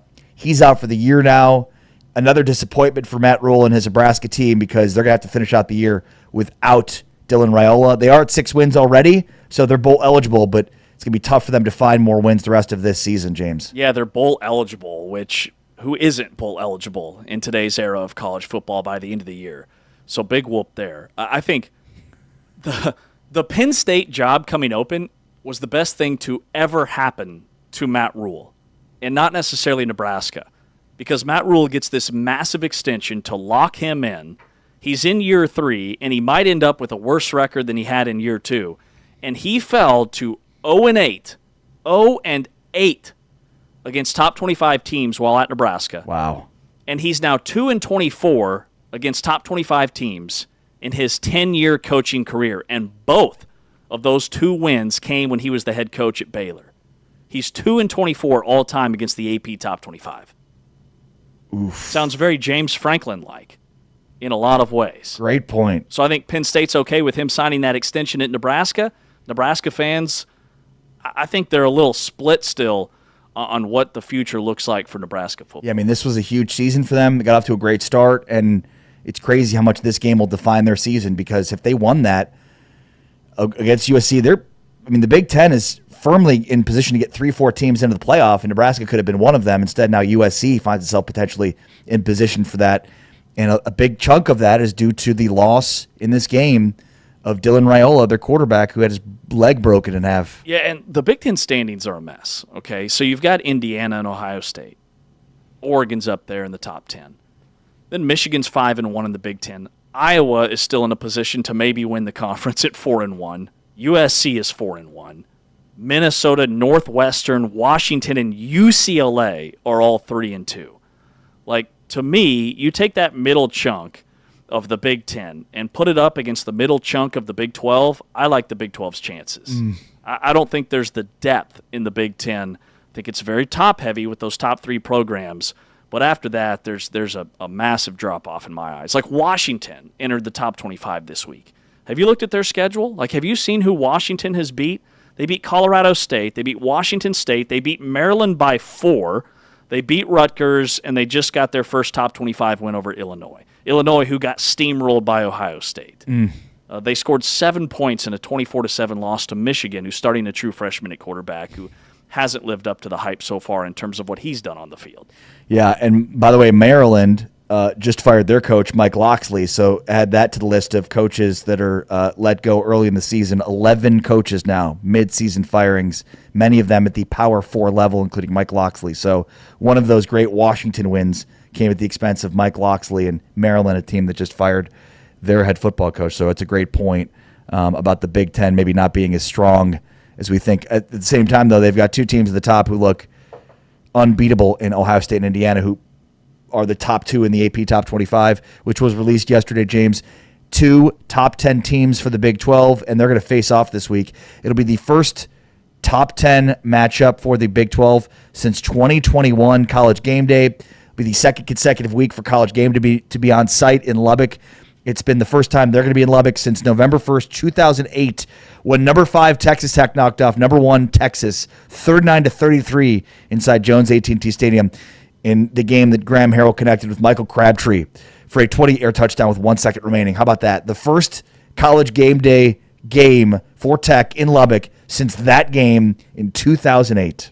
It's going to be incredible. And having back-to-back weeks, like the trajectory of this conference is rising, just like Commissioner Brett Yormark told us that it would. It's taken some time, and there's been some weeks where things have been a little dicey, but this past weekend was the best thing to ever happen for the Big 12 because BYU's on a bye. They can't lose. Texas Tech takes care of business, and maybe even more so. That's probably an understatement for what they did to Kansas State on the road in a place they hadn't won in over a decade. And then Utah gets a big win. And now you look at the slate, Utah's on a bye, so they're only going to go up after they jumped 7 spots in the AP Top 25. The loser of BYU and Texas Tech is still going to be ranked in the top 15. So the league trajectory is looking really good when you look at the teams winning in the Big 12 versus everybody else starting to get knocked off from within as these conferences cannibalize one another this late in the year. Yeah, the Big 12 now in the latest AP Top 25 only has 4 teams in the AP Top 25, but 2 in the top 10. Utah checks in at 17th, and Cincinnati stays ranked at 25. So, again, 1 dropped out. The last couple of weeks, the Big 12 had 5 ranked teams. Now just 4 with Houston dropping out after their loss to West Virginia, but 2 in the top 10, James. So, again, speaking very highly of where the Big 12 stands in terms of the hierarchy of college football and the potential for 2 bids. And let's go back to the preseason AP Top 25. Remember, the highest-ranked team in the Big 12 was Arizona State at number 11. Okay, and then you had Texas Tech was number 23, Iowa State was number 22. I missed Kansas State, they were number 17. So the Big 12 being ranked 8, 9, and 16 or 17, whatever Utah is, much higher than they were ranked in the preseason. So the league is slowly, and it's been kind of a stair-step process, baby steps, week after week. These teams are gradually working their way up. The AP Top 25 compared to where they were in the preseason. That is a really good thing and different than what we saw last year. This time last year, teams were sliding. Arizona State was starting to climb. Kansas State was 7-1, but barely ranked in the top 20. So this year's been much better from a where these teams are ranked each week point of view. Anything else stand out to you nationally from this weekend, Week 10?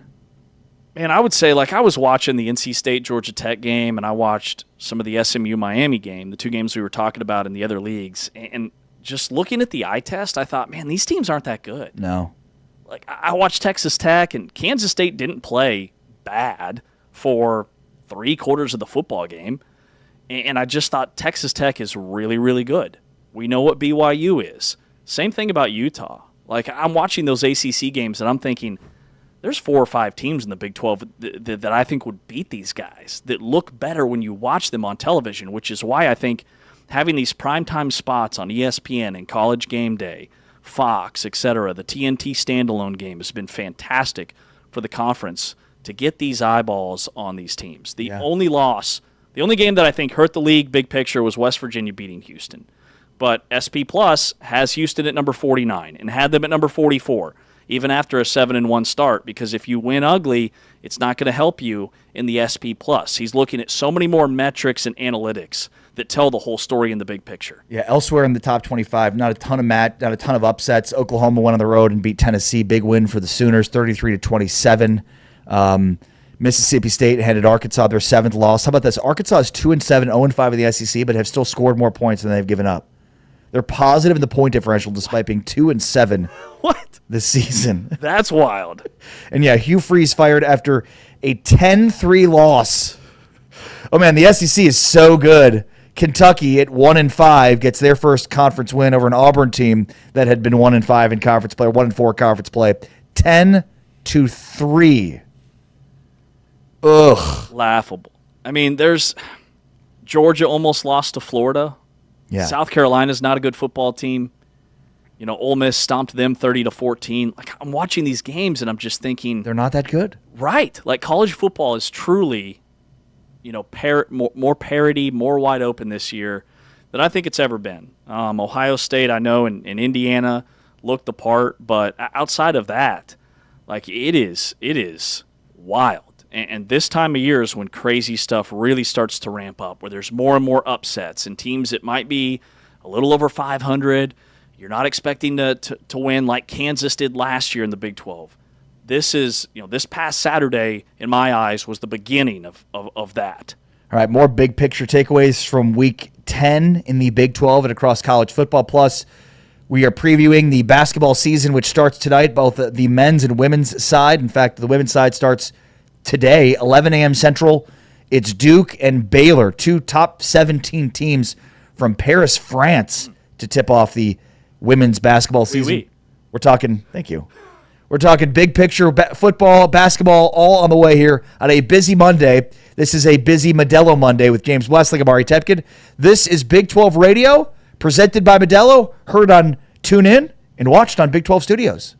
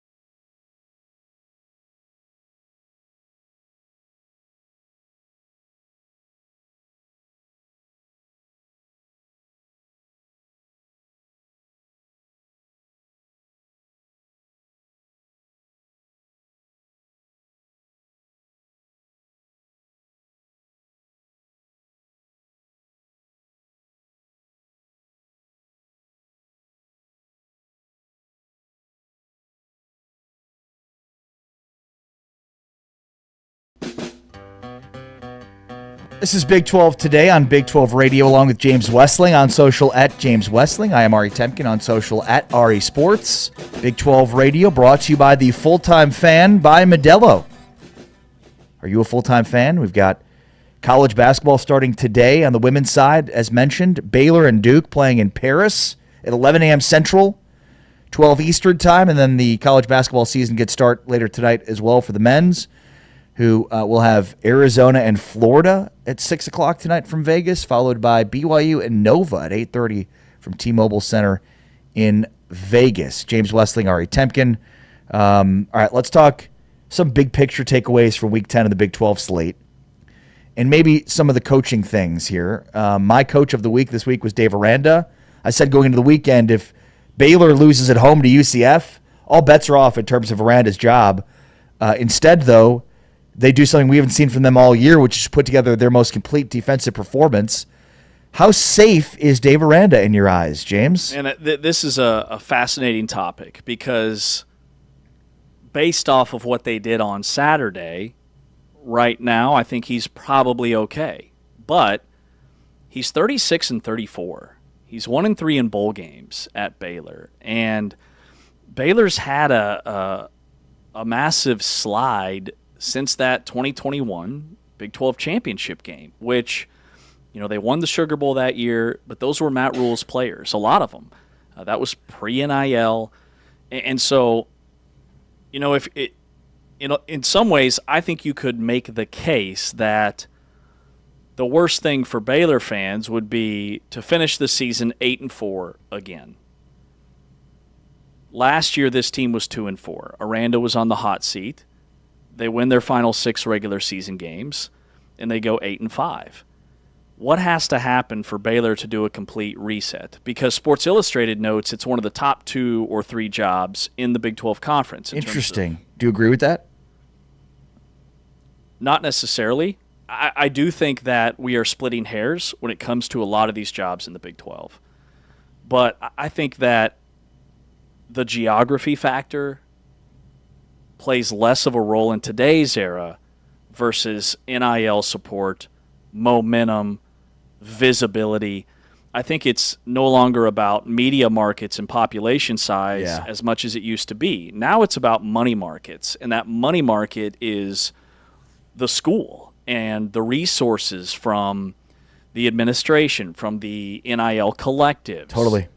So Texas Tech, there's a reason they are where they are. They're not in a large media market, but they're outspending everybody. Same thing for BYU. Their donor network is not just regional, it's national. They pull resources from Salt Lake to Seattle to Dallas to all over the country. UCF has had an uptick in their NIL support. And with their Florida recruiting access, I think that that's a job that, you know, isn't top 3, but higher than what we see on paper in terms of wins and losses right now. So, you know, I was listening to a podcast over the weekend. They're talking about the Miami Dolphins and how they need a complete reset. Like they've been just on the cusp of the bottom falling out versus, you know, the year they get to the playoffs, they get smoked in the first round. They're in that middle ground. And I see that's kind of where Baylor is. There still are a lot of things that need to happen for them to jump into a college football playoff caliber type team or Big 12 championship type team. But also I think they've distanced themselves from the bottom completely falling out. So how do they handle that the rest of the way? Yeah, and look, I mean, I think for Aranda to keep his job, and I'm not sure how likely it is, they've got to continue for the final 3 games of the season, show defensively what they just showed. But I think to your point, like they felt like an offseason away from taking the next step this year.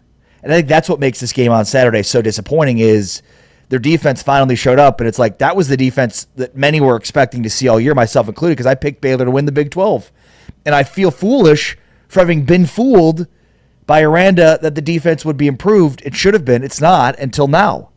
So on the one hand, you could say, well, if they keep showing up on defense for the final 3 games of the season, there's no way they fire him. But at the same time, it's the same thing the last season. It ended the same way with a lot of momentum that pointed towards this season. And by the way, you're going to be losing Sawyer Robertson. You're going to be losing a lot of these guys along your offensive line. There's a lot of players that are not going to be back from this year's team that set this thing up for it to be successful this year. That's the disappointing part. And I completely agree. And I think it's been back-to-back years. Last year, it was, okay, Baylor needs to have a major jump in the Big 12. Well, they start 2-4, and they look like the same Baylor from the year before, but they get hot, and that's supposed to be the setup to this year.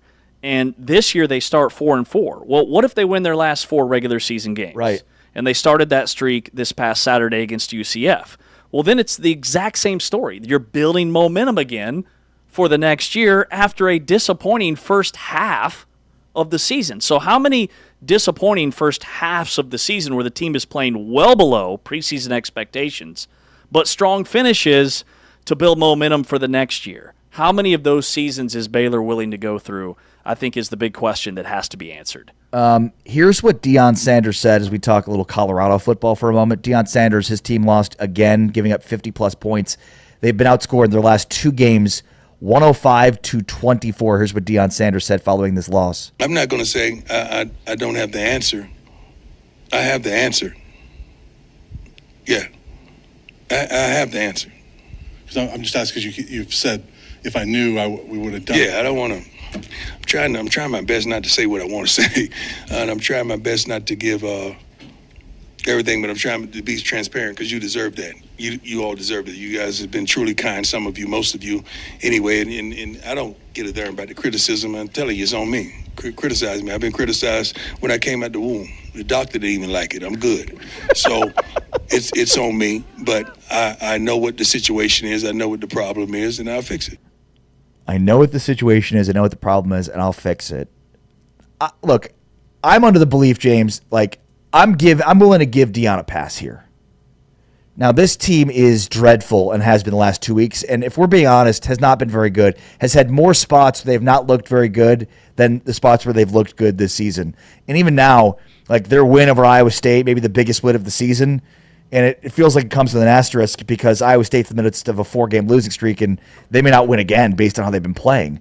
But, I mean, for me, you've got a coach in Deion Sanders that had his bladder removed this offseason, having bladder cancer, and then had surgery again during the season for blood clots in his leg. Like, I'm willing to give Deion a pass for this season because there's just a lot of circumstances from a health perspective that it's shocking they've even won the few games they've won despite the health situation that Deion's been in all year. And, you know, I take that into consideration as well. I cannot imagine the distractions that this program is going through. But at 3-6 and 1-5 in league, it's been a disappointing season. And I want Deion and this coaching staff to prove to me that they weren't reliant on 2 elite college football players in Shedeur Sanders and Travis Hunter. Because we've never seen Deion coach without those guys. Not at this level. Not even at the FBS level when he was at Jackson State. He had Shedeur and Travis there too. This is his first season without those guys. And they're getting beat 53-7 and 52-17. Like, if it was losses, okay, a lot of distractions, I get it. But getting blown out in that fashion leads me to believe that there's more than that. And I want Deion and this staff to prove it to their haters that they can coach football from an X's and O's execution standpoint, put the talent that they do have in a position to be successful, because they have more talent on this team than a 1-5 conference record and a 3-6 overall record. So why aren't there more wins? And Deion's comments made me think that a lot of it stems from the play they're getting at quarterback, because he has shown that he relies so much on that position that maybe it's time to put the true freshman out there in Juju Lewis. Let's see what he can do. There's another true freshman in this league who's balling out in Bear Bachmeier. Let's see what Lewis can do these last 3 games. I think we have entered that territory where you've got to win out to make a bowl game. It's time to see what you have. Yeah, and Lewis did play a little bit in this game. He threw a 59-yard touchdown to Marion Miller. So I'm with you. At this point, there's really nothing else to see from this season beyond, you know, what the future holds. And now from Deion's perspective, like, you're holding tryouts to see who's sticking with it and, you know, who can I count on for next season. It's one thing when, guys are behind the team because everything's going well. It's another thing to find out who's really with you when you're in a losing season with not much to play for. Who are the guys you're going to continue to ride with?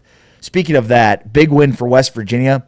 When you consider that Rich Rod in year one has a win like this over a top 25 opponent, as West Virginia goes down to Houston and knocks off a Houston team that seemed to be knocking on the door of a Big 12 championship game. This was a disappointing loss for Houston, but I also think they were probably always a year away, and this solidified that. But Neil Brown never got a top 25 win at West Virginia. Rich Rod gets one with a young quarterback at Scotty Fox, who really showed out well against a Houston defense that had been playing very well this season. There's been a lot of good things happen for West Virginia this season in terms of building momentum for next year and for this second stint for Rich Rod in the program. Number one, you beat your rival. You beat Pitt 31-24 in the non-conference. Have you seen Pitt's record as of late? Yeah. They're in the conversation for an ACC championship. Crazy. They're 7-2. One of their 2 losses was to this 3-6 West Virginia team. And they've played 5 different quarterbacks this year. They lose their leading rusher, Jaheim White, who's expected to be their main guy in his kind of spread tempo, ground attack offense. They had a lot of setbacks. And for them this late in the year, to get a road win, just a road win period in Big 12 play, would have been a step in the right direction. But to beat a team that had only 1 loss going in is massive. And now you have Colorado at home in Morgantown, a team that's limping in. So there's a chance for a win there. They're probably going to end up 3-9 or 4-8. I don't see them going 5-7 because they've got Arizona State and Texas Tech next. But either way, there's a lot of things to like. It kind of reminds me of Lance Leipold's first year in Lawrence. Yeah. Or even Chris Kleiman's first year in Manhattan, where there were signs that things are trending in the right direction. Or Willie Fritz last year at Houston. There were signs that next year's team is going to be a lot better. Big 12 Radio, Big 12 Today, presented by Modelo. On the way next, we continue our discussion on the start of college basketball season with our buddy Fran Fraschilla from ESPN and our college basketball insider. He's next. This is Big 12 Radio, presented by Modelo, and heard exclusively on TuneIn and watched exclusively on Big 12 Studios.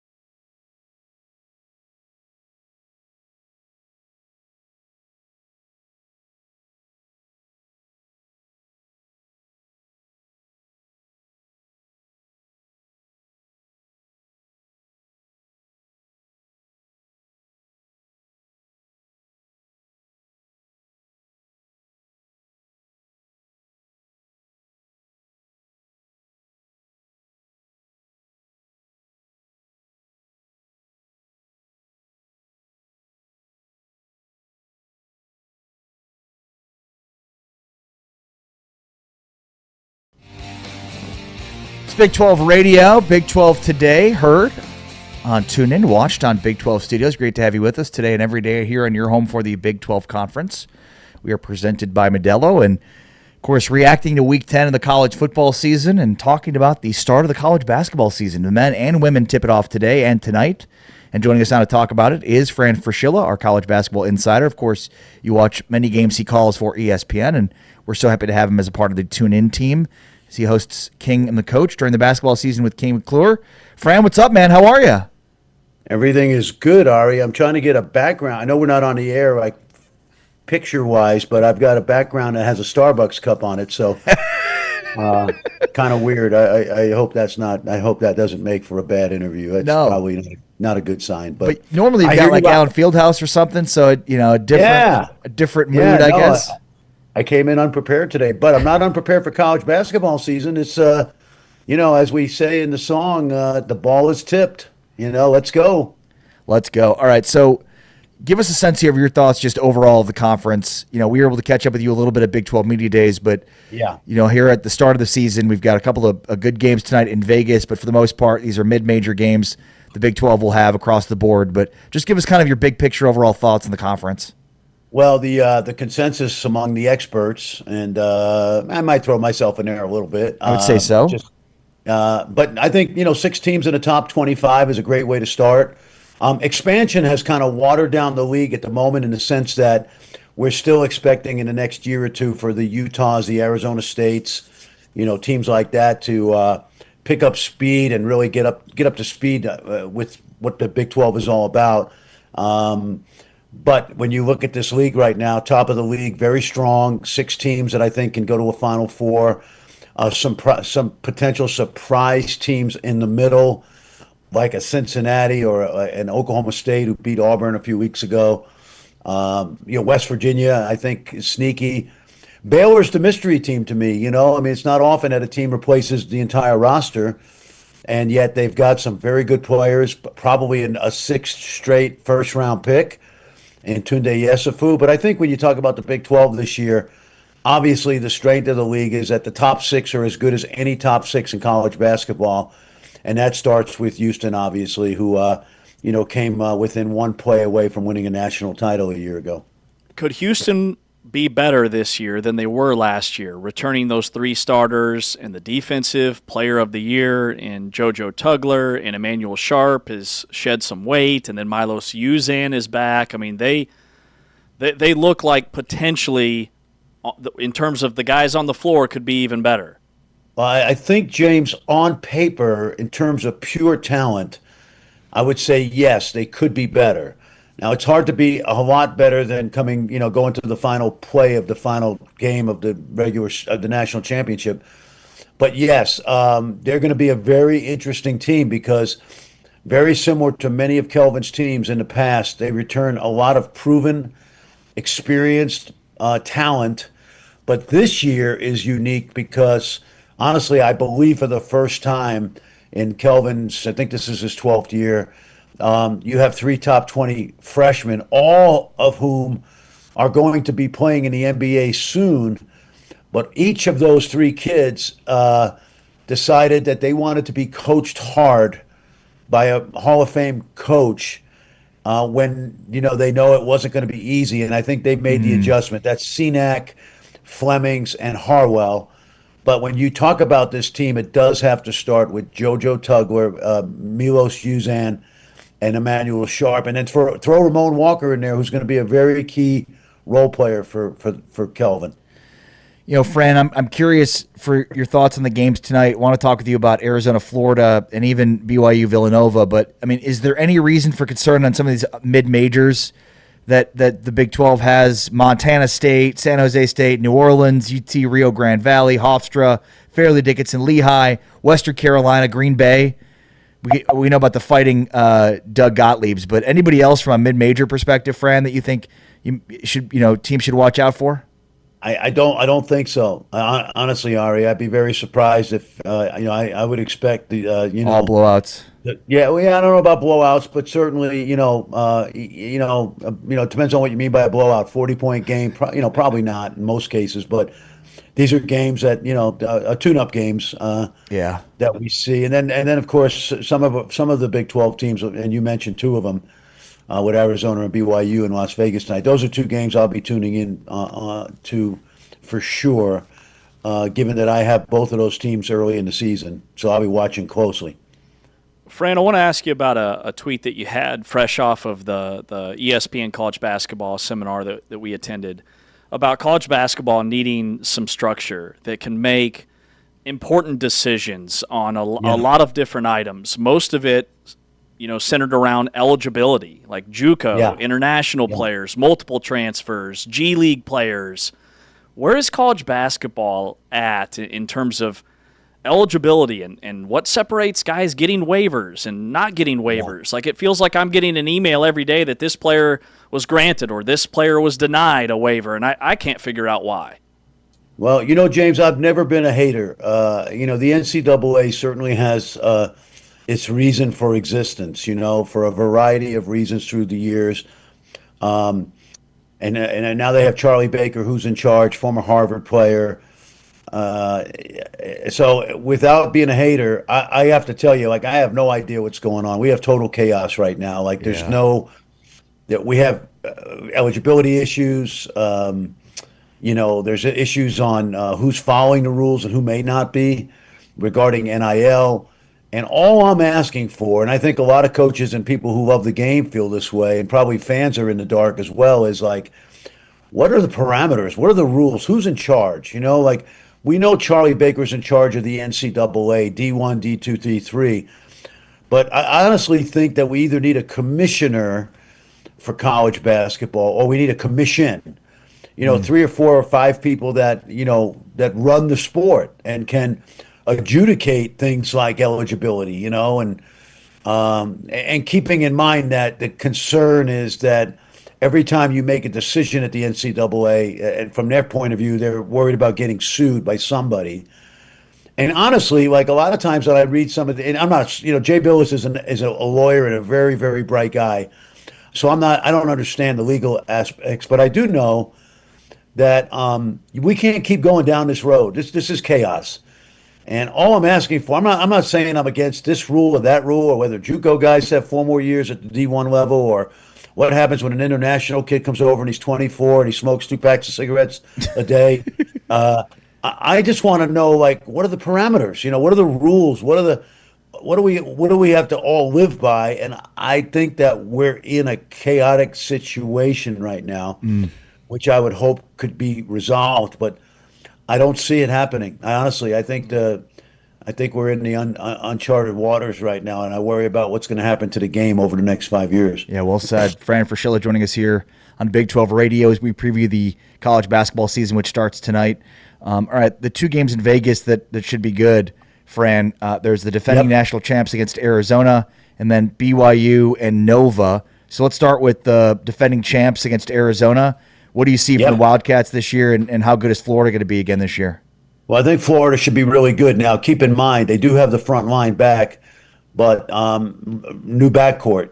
They've lost everybody. They lost 4 really good players. Then in the backcourt, I think Clayton, Elijah Martin, Denzel Aberdeen, Will Richard. Those guys were phenomenal, and they're gone, and they've replaced them with some transfers.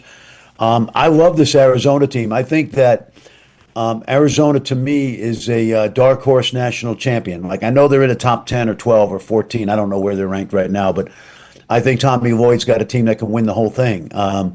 Size up front, a terrific point guard in Jaden Bradley, probably underrated nationally, and not 2 freshmen that are going to help, but I think 4. All mature, physical, ready to go, and that of course, they're led by Koa Pete. Obviously, I haven't seen the line on the game, who's favored by what. If I had to guess, I'd say Florida by 4.5, 3.5. But having said that, I'm not going to be surprised if Arizona beats Florida tonight, because I think they're very underrated as a top 15 team. In the other game, by the way, the line's 2.5, Fran. So good call. That's just a total guess. Honestly, I don't follow that stuff, but. And then Villanova is rebuilding, and obviously, here's what I want you to watch for tonight with BYU.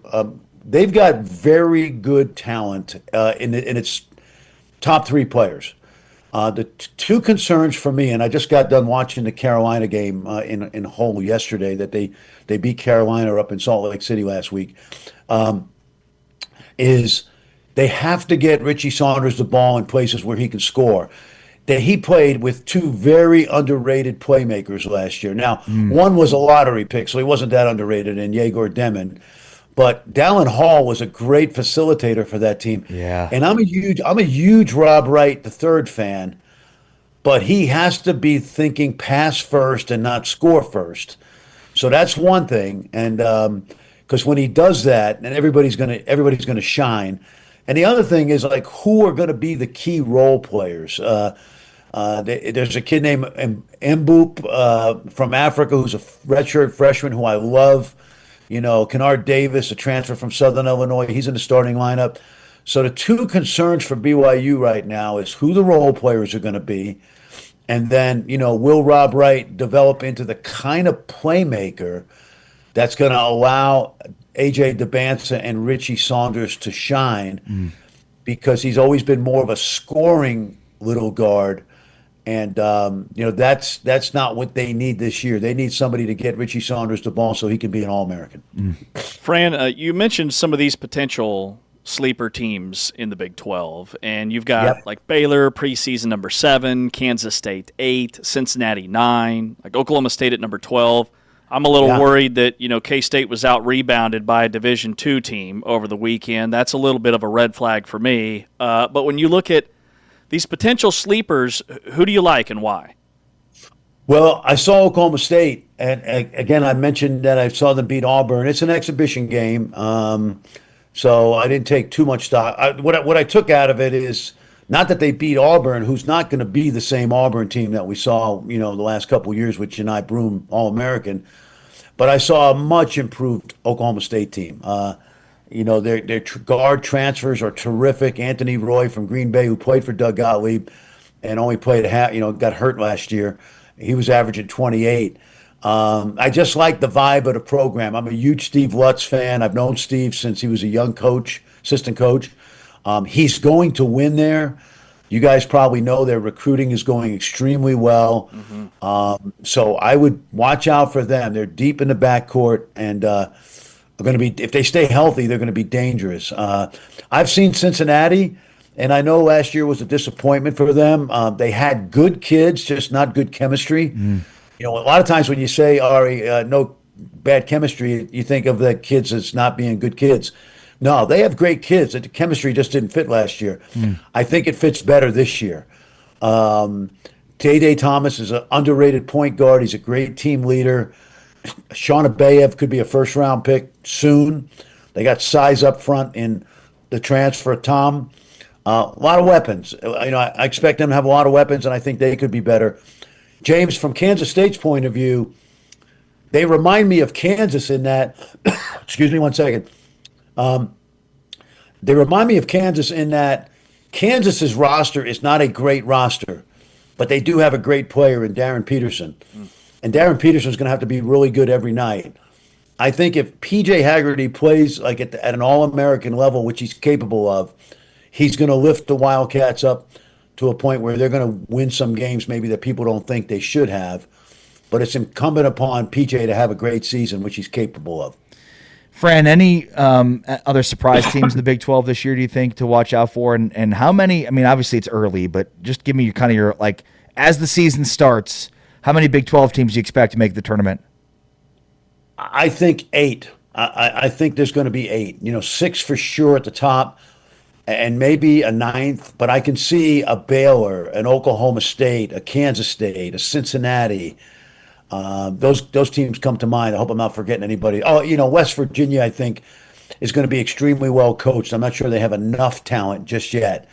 And I might be leaving out some. TCU, I think, is going to be very scrappy and competitive. So I think I would, if you made me pick, I'd say 8, possibly 9, possibly 7, but I would roll with 8 right now. Fran Fraschilla from ESPN and our college basketball insider. Fran is the absolute best. Always appreciate your time. Thanks for hopping out with us this morning, Fran. Happy Always a college pleasure, basketball Ari. season, We'll- buddy. I can't wait. We'll talk many times, you guys. See you. Yeah, can't wait. Great to visit with Fran Fraschilla, previewing the college basketball season, which starts tonight. Again, a couple of big games on the men's side tonight in Vegas, including the defending national champion Florida Gators and the Arizona Wildcats. It's a top 15 matchup, and then BYU, a top 10 team, taking on Villanova. On the women's side, women's basketball also gets started tonight, and we've got Duke and Baylor, 7th-ranked Duke, 16th-ranked Baylor from Paris, France at 11 a.m. Central, 12 noon Eastern time. Those are the big games to highlight across the Big 12 men's and women's slate tonight. I'm here for it. Can't wait. Along with James Wesley, I'm Ari Temkin. All right, coming up next, our Monday morning quarterback, Taylor McHargue, joins us to break down the quarterback performances that we saw from this weekend, including Devin Dampier. What a showing for him. Sawyer Robertson, Noah Fafita, just to name a few of these dynamic performances from quarterbacks. That's all coming up next with Taylor McHargue. James Wesley, Ari Tepkin, Big 12 Radio, presented by Modelo, heard on TuneIn and watched on Big 12 Studios.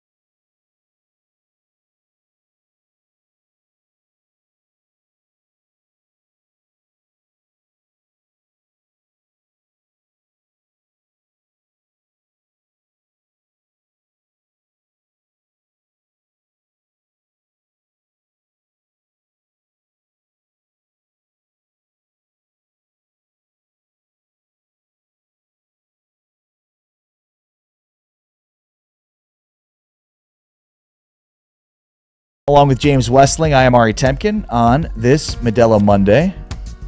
Great to have you with us today and every day in your home for the Big 12 Conference. Tune in.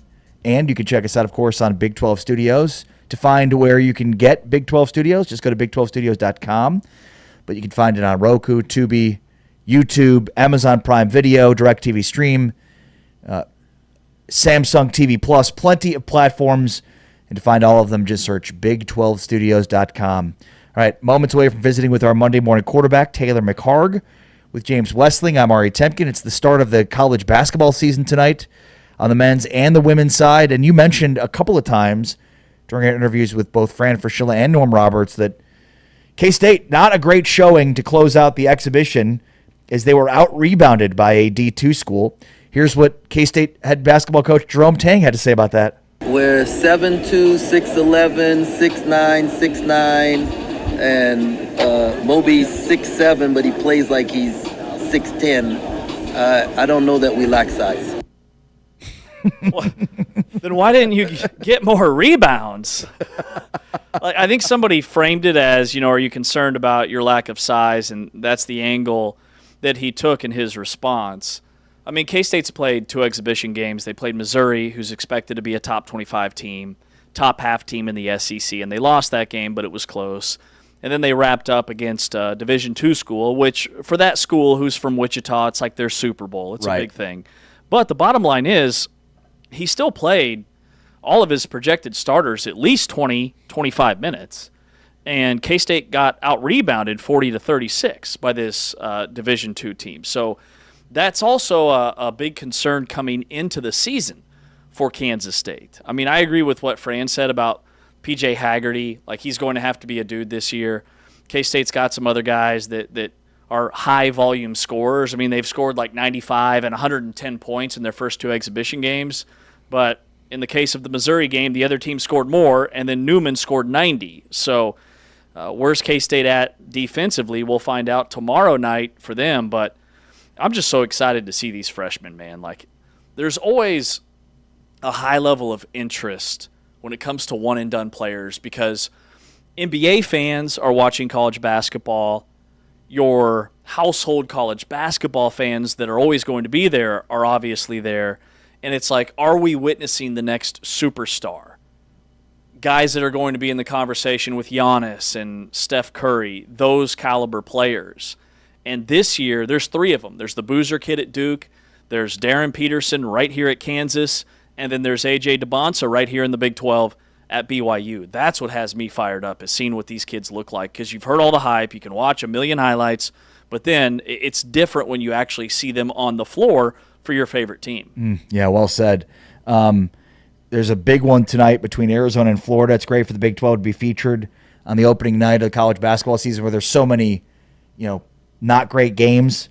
But here is what Tommy Lloyd, Arizona's basketball coach, had to say about this Florida team they're going up against tonight. I love our front court. I think our front court, is very well suited to play at Arizona and the way we want to play. And I don't think we have the type of guys that are going to back down to anybody. And so that's Florida's got really good players. We have good players. Let's play the game and see how it goes. Maybe we'll get out there and afterwards I'll tell you I felt like we were overwhelmed. Maybe we'll play the game and I'll feel like, hey, I felt we're really comfortable with that matchup. So, we're going to play the game and we're going to see. I haven't played against them. They haven't played against us. So, I think we're going to both have to get off the court and figure it out. Tommy Lloyd talking about how he likes his front court. And look, I think when you look at what Arizona was last year and last couple of years, front court was not a strength. And really their front court was more in terms of, perimeter play. Like their big guys would step out and shoot. But there's Lloyd talking about what his front court should look like heading into this season, and especially against a team like Florida that returns everybody from their front court. Yeah, and him saying, we're going to have to figure it out leads me to believe there's going to be some growing pains. Arizona haven't had a recruiting class like this in quite some time. Yeah. Like, this reminds me of like the heyday of Arizona basketball when they're going to Elite Eights, and the late 90s, they're winning the national championship with Miles Simon and Mike Bibby and Richard Jefferson and that next wave of players that came after, and Stoudemire. Like, they have those type of dudes on this team, but a lot of them are freshmen. And Fran noted that Jaden Bradley is one of the most underrated guards in America. Could not agree more with that. Just because a guy doesn't shoot a ton of threes does not mean he's not one of the best point guards in the country. He is maybe the best in the nation at his position at getting to the rim and getting to the foul line. He improved his assist-to-turnover ratio drastically throughout the course of last year. So I think that's the ultimate guy to have operating your offense with a bunch of young players around him. But there are still going to be some growing pains. Regardless of what tonight looks like in terms of on the scoreboard, we're still going to see just how athletic and how talented this Arizona's team is. Yeah, well said. The other one tonight that should be really good is BYU and Nova. That's the nightcap in Vegas. And here's what Kevin Young, the BYU basketball coach, said about playing Nova tonight in Vegas. And this is what's beautiful about Richie is, Richie doesn't necessarily need the ball in his hands to do what he does best, right? And this is why I know why all the NBA teams like him is because that. You could put that guy on top 8 playoff teams in the NBA right now, he goes function just fine. He's going to make open shots. He's going to space the floor. We're doing a little bit more stuff this year. We're moving him around a little bit without the ball, a little bit more, bringing him off some off-ball screening action. But I think it's more the chemistry of those guys playing together. And then, like I said before, is the lineup combinations, right? Like, I got to make sure I'm doing a good job of optimizing who plays well with who and so forth. That'll impact him a little bit, but on the whole, man, and I just told this to the players, there's really that's a cultural thing. Like, that's not necessarily, there's no play for that, there's no drill for that. Like, we try to move the ball, we try to get the best shot, whether that's Richie Saunders, Dawson Baker, AJ DeBanza, Rob Wright. It is what it is, and if everyone kind of has that mindset, you can be a really good offensive team.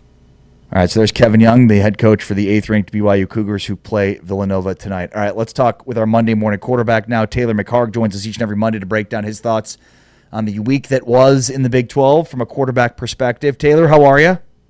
Good. How are you guys doing? Great to have you with us on this Monday, and there's a lot of quarterback play to react to. So let's start with, arguably the best performance of the weekend from a full picture standpoint, which is Devin Dampier, the Utah quarterback, who'd been, really good running the football, but I think overall inconsistent throwing the ball. Taylor, I thought he was great in both ways against a Cincinnati defense that had been really good up to this point this year. Yeah, it was through the air, and like you mentioned, also running the ball well. And, for Utah, it's almost from the first possession, it felt like they squeezed Cincinnati in all 3 phases. And the stat that I think goes unnoticed a little bit is look at time of possession in that game, 2-1, right? I mean, Cincinnati had the ball for less than 20 minutes of that game, and it's a credit to the offense for Utah staying on the field. They were 2 for 2 on 4th down. They were great on 3rd down, and I thought anytime you can extend your drives, you have an opportunity to benefit your defense by playing great offense. And for Devin Dampier, this is a team in Utah that loss at home against Texas Tech about a month ago, I think surprised a lot of people, just given that it was at Rice-Eccles Stadium. But this looked like more what we would expect out of a Utah team playing at home in a night game. And for Cincinnati, I think this was, for all the doubters and naysayers of how good is Cincinnati really, and look at, the production that they'd had on their schedule to that point, I thought this was, if you had an issue about Cincinnati to this point in the season, it was, have they really been tested? Their best win on the road was against Kansas. And you look up now, and I think the picture of who the best teams, we get a little more information each week, and we'll talk about Houston as well, but I still think at the top of the class here, it's still Texas Tech, BYU, and Utah. Taylor, so Utah they're going to have a lot of things happen for them to play in Arlington, because they've lost the tiebreaker with Texas Tech and BYU both, and those 2 teams play each other this weekend. With that said, do you think Utah's in a position, if they went out, to be in the conversation for an at-large berth in the college football playoff? Probably not, but this is a team that, in my opinion, are they one of the top 12 teams in the country? you could make a really good argument for that. I think if they don't make it to the Big 12 championship, I don't think that they're in. I think there's still a scenario for Texas Tech and BYU, depending on what happens with this huge matchup coming up this weekend, where the loser of that game in the Big 12 championship still gets in, a la what happened with SMU out of the ACC last year. I think this is setting up for exactly that, and I would say specifically in the case of BYU, where if Texas Tech were to win this week, BYU has the one loss, they still end up making it to the Big 12 championship in a rematch against Texas Tech. I think certainly if they win, obviously, then they're in. Even if they were to lose, and now they've lost twice to Texas Tech, I think BYU probably gets in because you're looking at Texas Tech as a top 10 team in the country, and I don't think the committee will punish BYU for having played in the Big 12 championship. It's the exact same scenario we saw with SMU a year ago. Yeah, well said. Taylor, curious for your thoughts on some of these other quarterback performances that we saw from this weekend, and there were some good ones. What about Jeff Sims? This is a guy that obviously has played a lot of football, but never had done what he did for Arizona State. Yeah, how about that performance? I mean, what he did running the football, I thought was one of the more spirited performances. Yeah. It was unbelievable. And for a guy that, I think a lot of us were guilty, and I'm going to include myself in this, of sort of writing off Arizona State's season when Sam Leavitt went down and it was announced that he was done for the year. I think I know I felt like, okay, we can sort of put Arizona State on the back burner now. Yeah. Maybe they're not going to be in focus the rest of the way.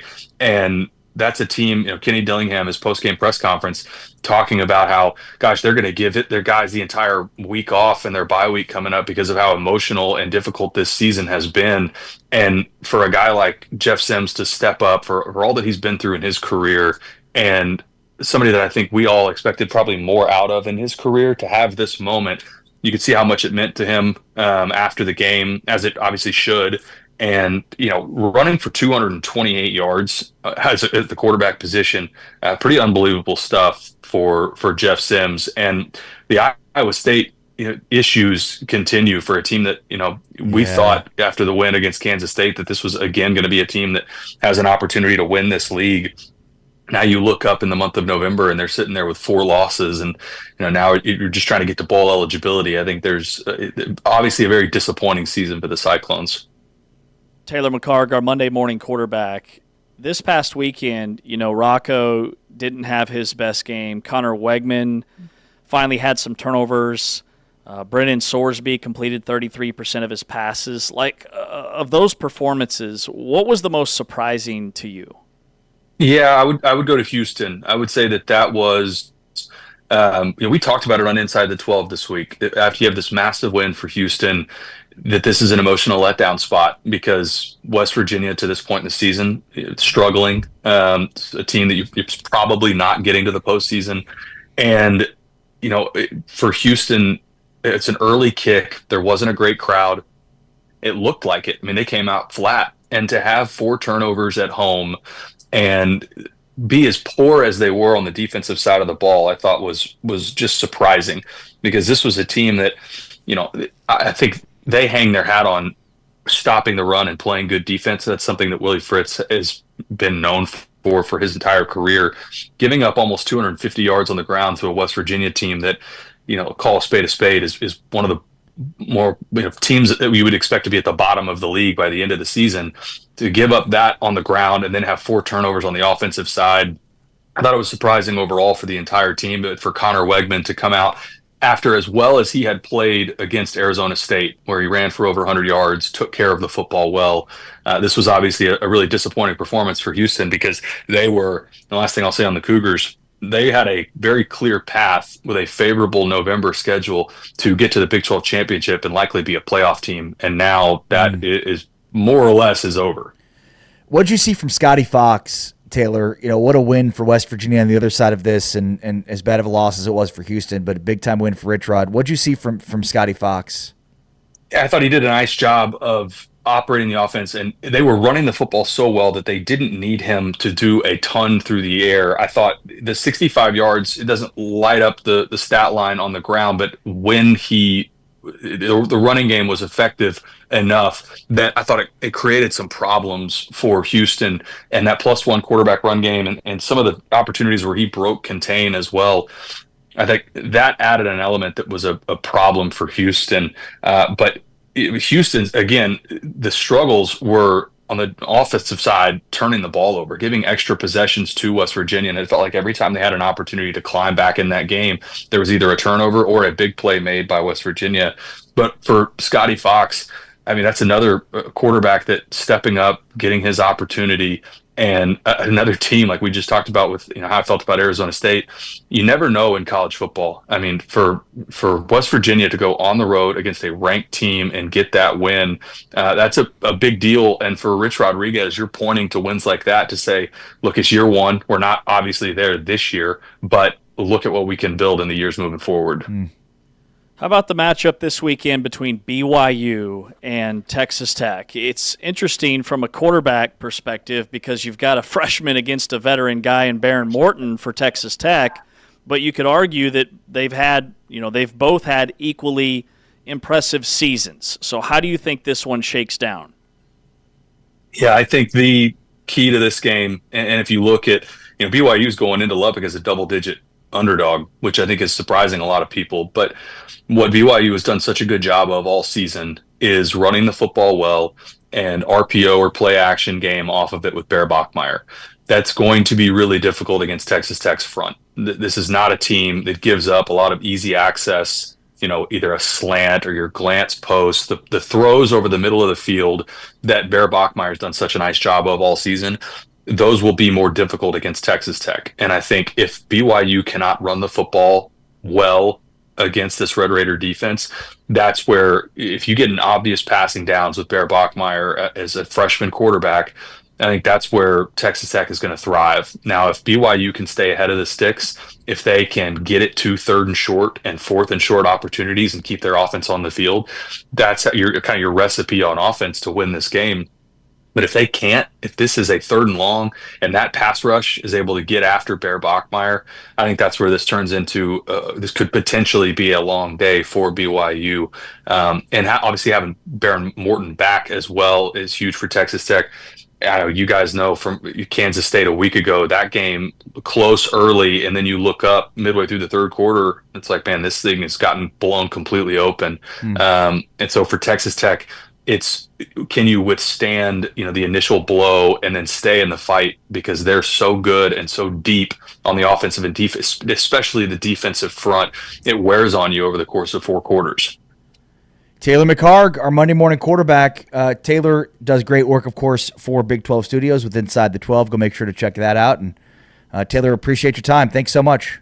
Absolutely. Thank you, guys. Taylor McHargue joins us each and every Monday. He's our Monday morning quarterback, breaking down his thoughts from the quarterbacking we saw this weekend. There was some really good stuff, and especially when you look at what Bear Bachmeier is doing, what Bird Ficklin did last week, and now Scotty Fox from a freshman perspective. Some really big-time performances. James Westling, Ari Temkin, this is a Modelo Monday here on Big 12 Radio. On the way next, we continue to break down Week 10, look big picture, plus, of course, the start of the college basketball season is today. It's all on the way next. This is Big 12 Today, presented by Modelo, heard on TuneIn and watched on Big 12 Studios.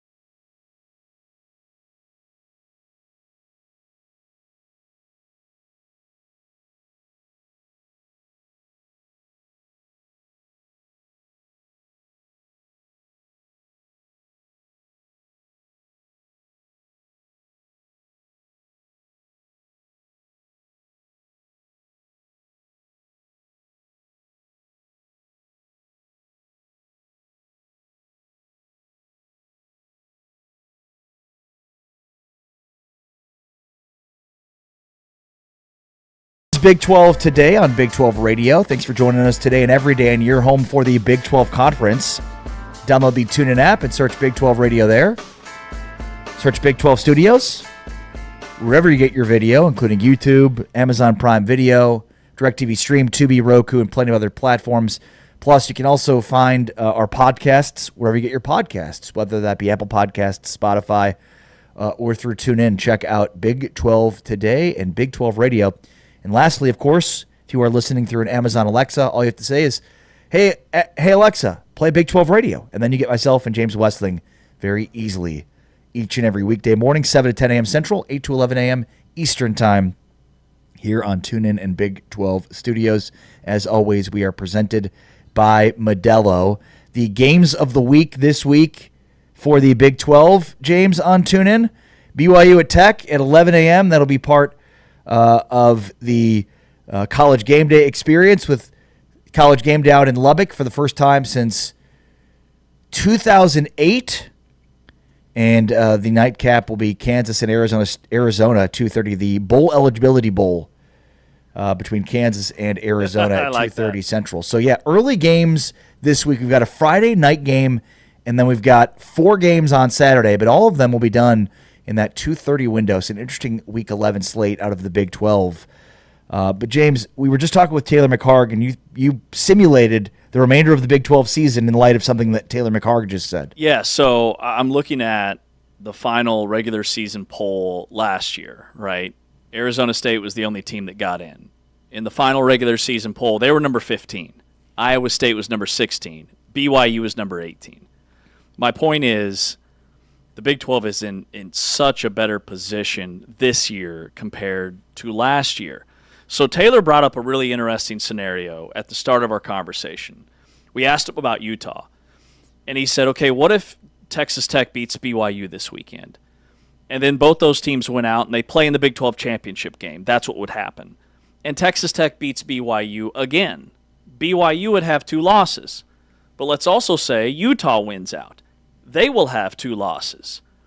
But BYU will have the head-to-head over Utah. So I simulated with all the teams in the AP Top 25 what the final regular season poll could look like. And it did a deep dive breakdown. You know, AI could look up these teams' schedules and see who plays each other and figure out how many losses these teams are going to have within conference play at the end of the year way faster than we can. So they give Ohio State the benefit of the doubt and say they're going to run the table, okay? Indiana takes a loss to Ohio State. That's their 1 loss. Their resume's too good. They're probably still number 2 in the country. But then it gets really interesting in the SEC because Texas A&M, Alabama, Georgia, and Ole Miss, they can't all play each other in the SEC championship game. So Texas A&M has to play Missouri on the road. They still have a game against Texas. They still maybe have an SEC title game. They could easily suffer 1 or 2 more losses. Alabama already has a loss. Then let's say they went out and they hit the SEC title game. They could suffer a loss there. Same thing for Georgia. Somebody between Texas A&M, Alabama, Georgia, like we know between those 3 teams that somebody's going to take another loss. So in this simulation, essentially, and I've run it several times, if Texas Tech wins out, they're going to be a top 4 seed in the college football playoff. They are going to have a bye because there are going to be so many teams that have more losses. And I think that they're in a position with where they're ranked right now that they will leapfrog SEC teams that suffer losses moving forward, unless it's Texas A&M, who's currently undefeated.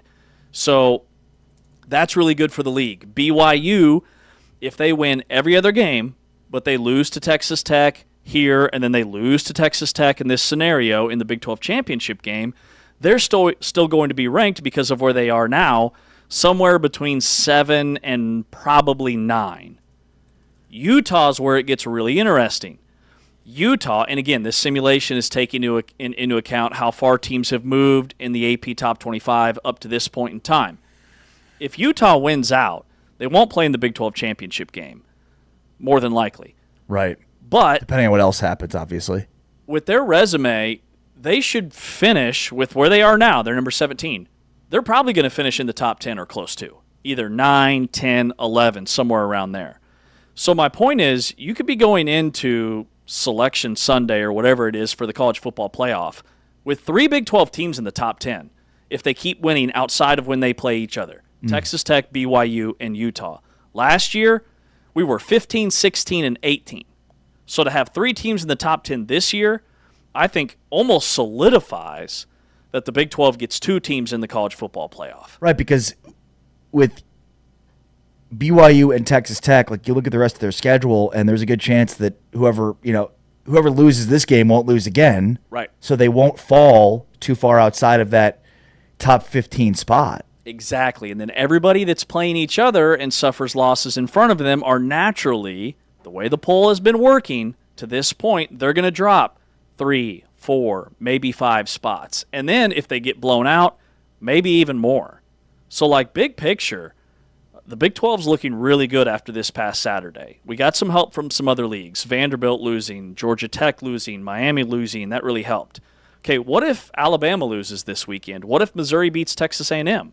What if Oregon suffers another upset loss that's unexpected?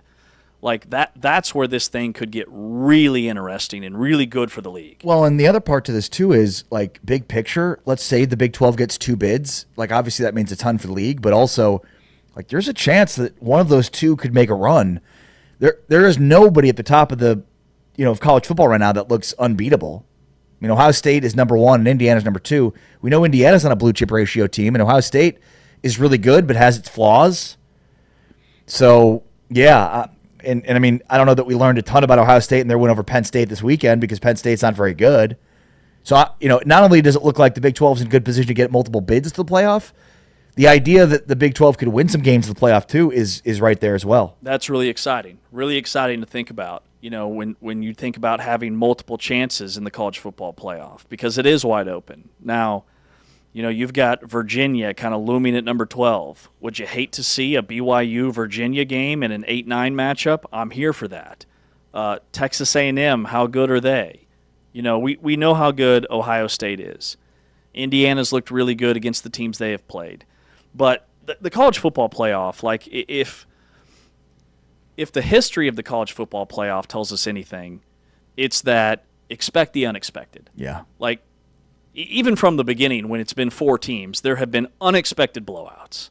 There have been upsets. It's so much matchup-based that anything can happen, and that could be really good for the Big 12. It could be really bad. It's just so hard to predict. So I'm more looking at let's get as many teams as we can in and have a chance for something crazy like that to happen.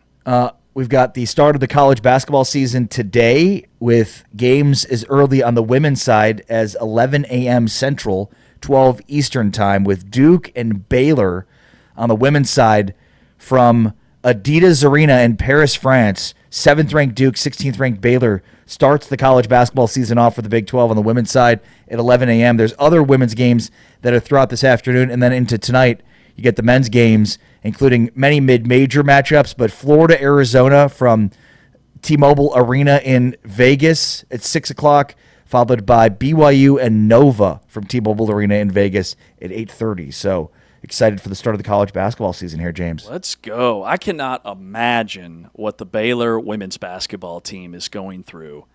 Being in France, like, it just sounds so awesome to play. And I don't know how you dial in and play a basketball game after a trip like that. Right. We were talking to their players at media days, and they were going to spend some extra time there and have time to go shopping. And some fun facts about France. They've got high-speed rail, okay, TGV.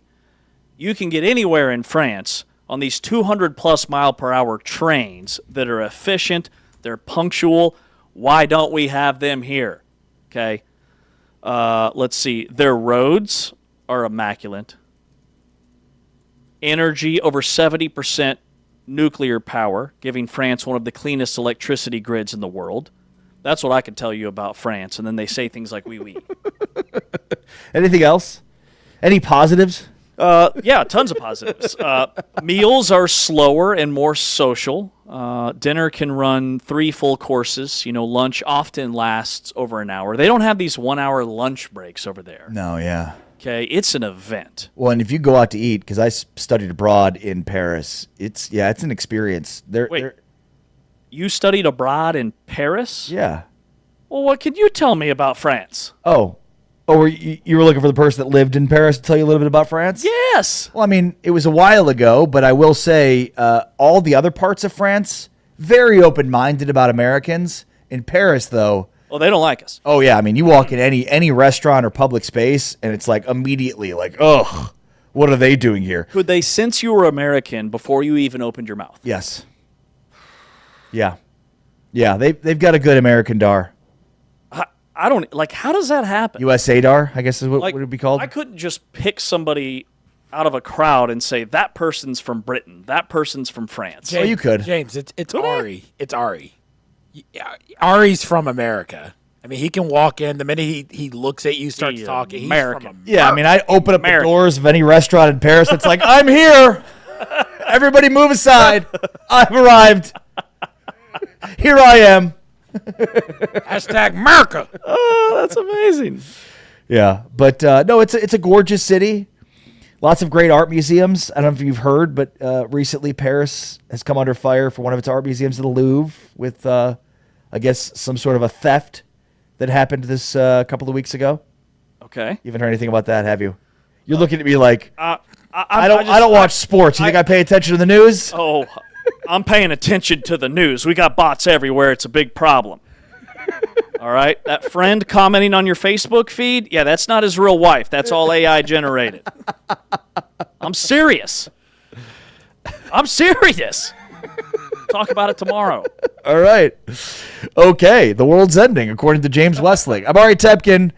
Enjoyed the college basketball today. We're going to be breaking it down for you tomorrow. Thanks to Taman Turner for joining us, or for producing today's show. Thanks to Norm Roberts and Fran Fraschilla, Taylor McHarg for joining us on the show. If you missed any of those interviews, you can check them out on our podcast page. For James Westling, I'm Ari Tepkin. Big 12 today is back tomorrow. Thanks to Modelo, but for now we're out. Peace. Here goes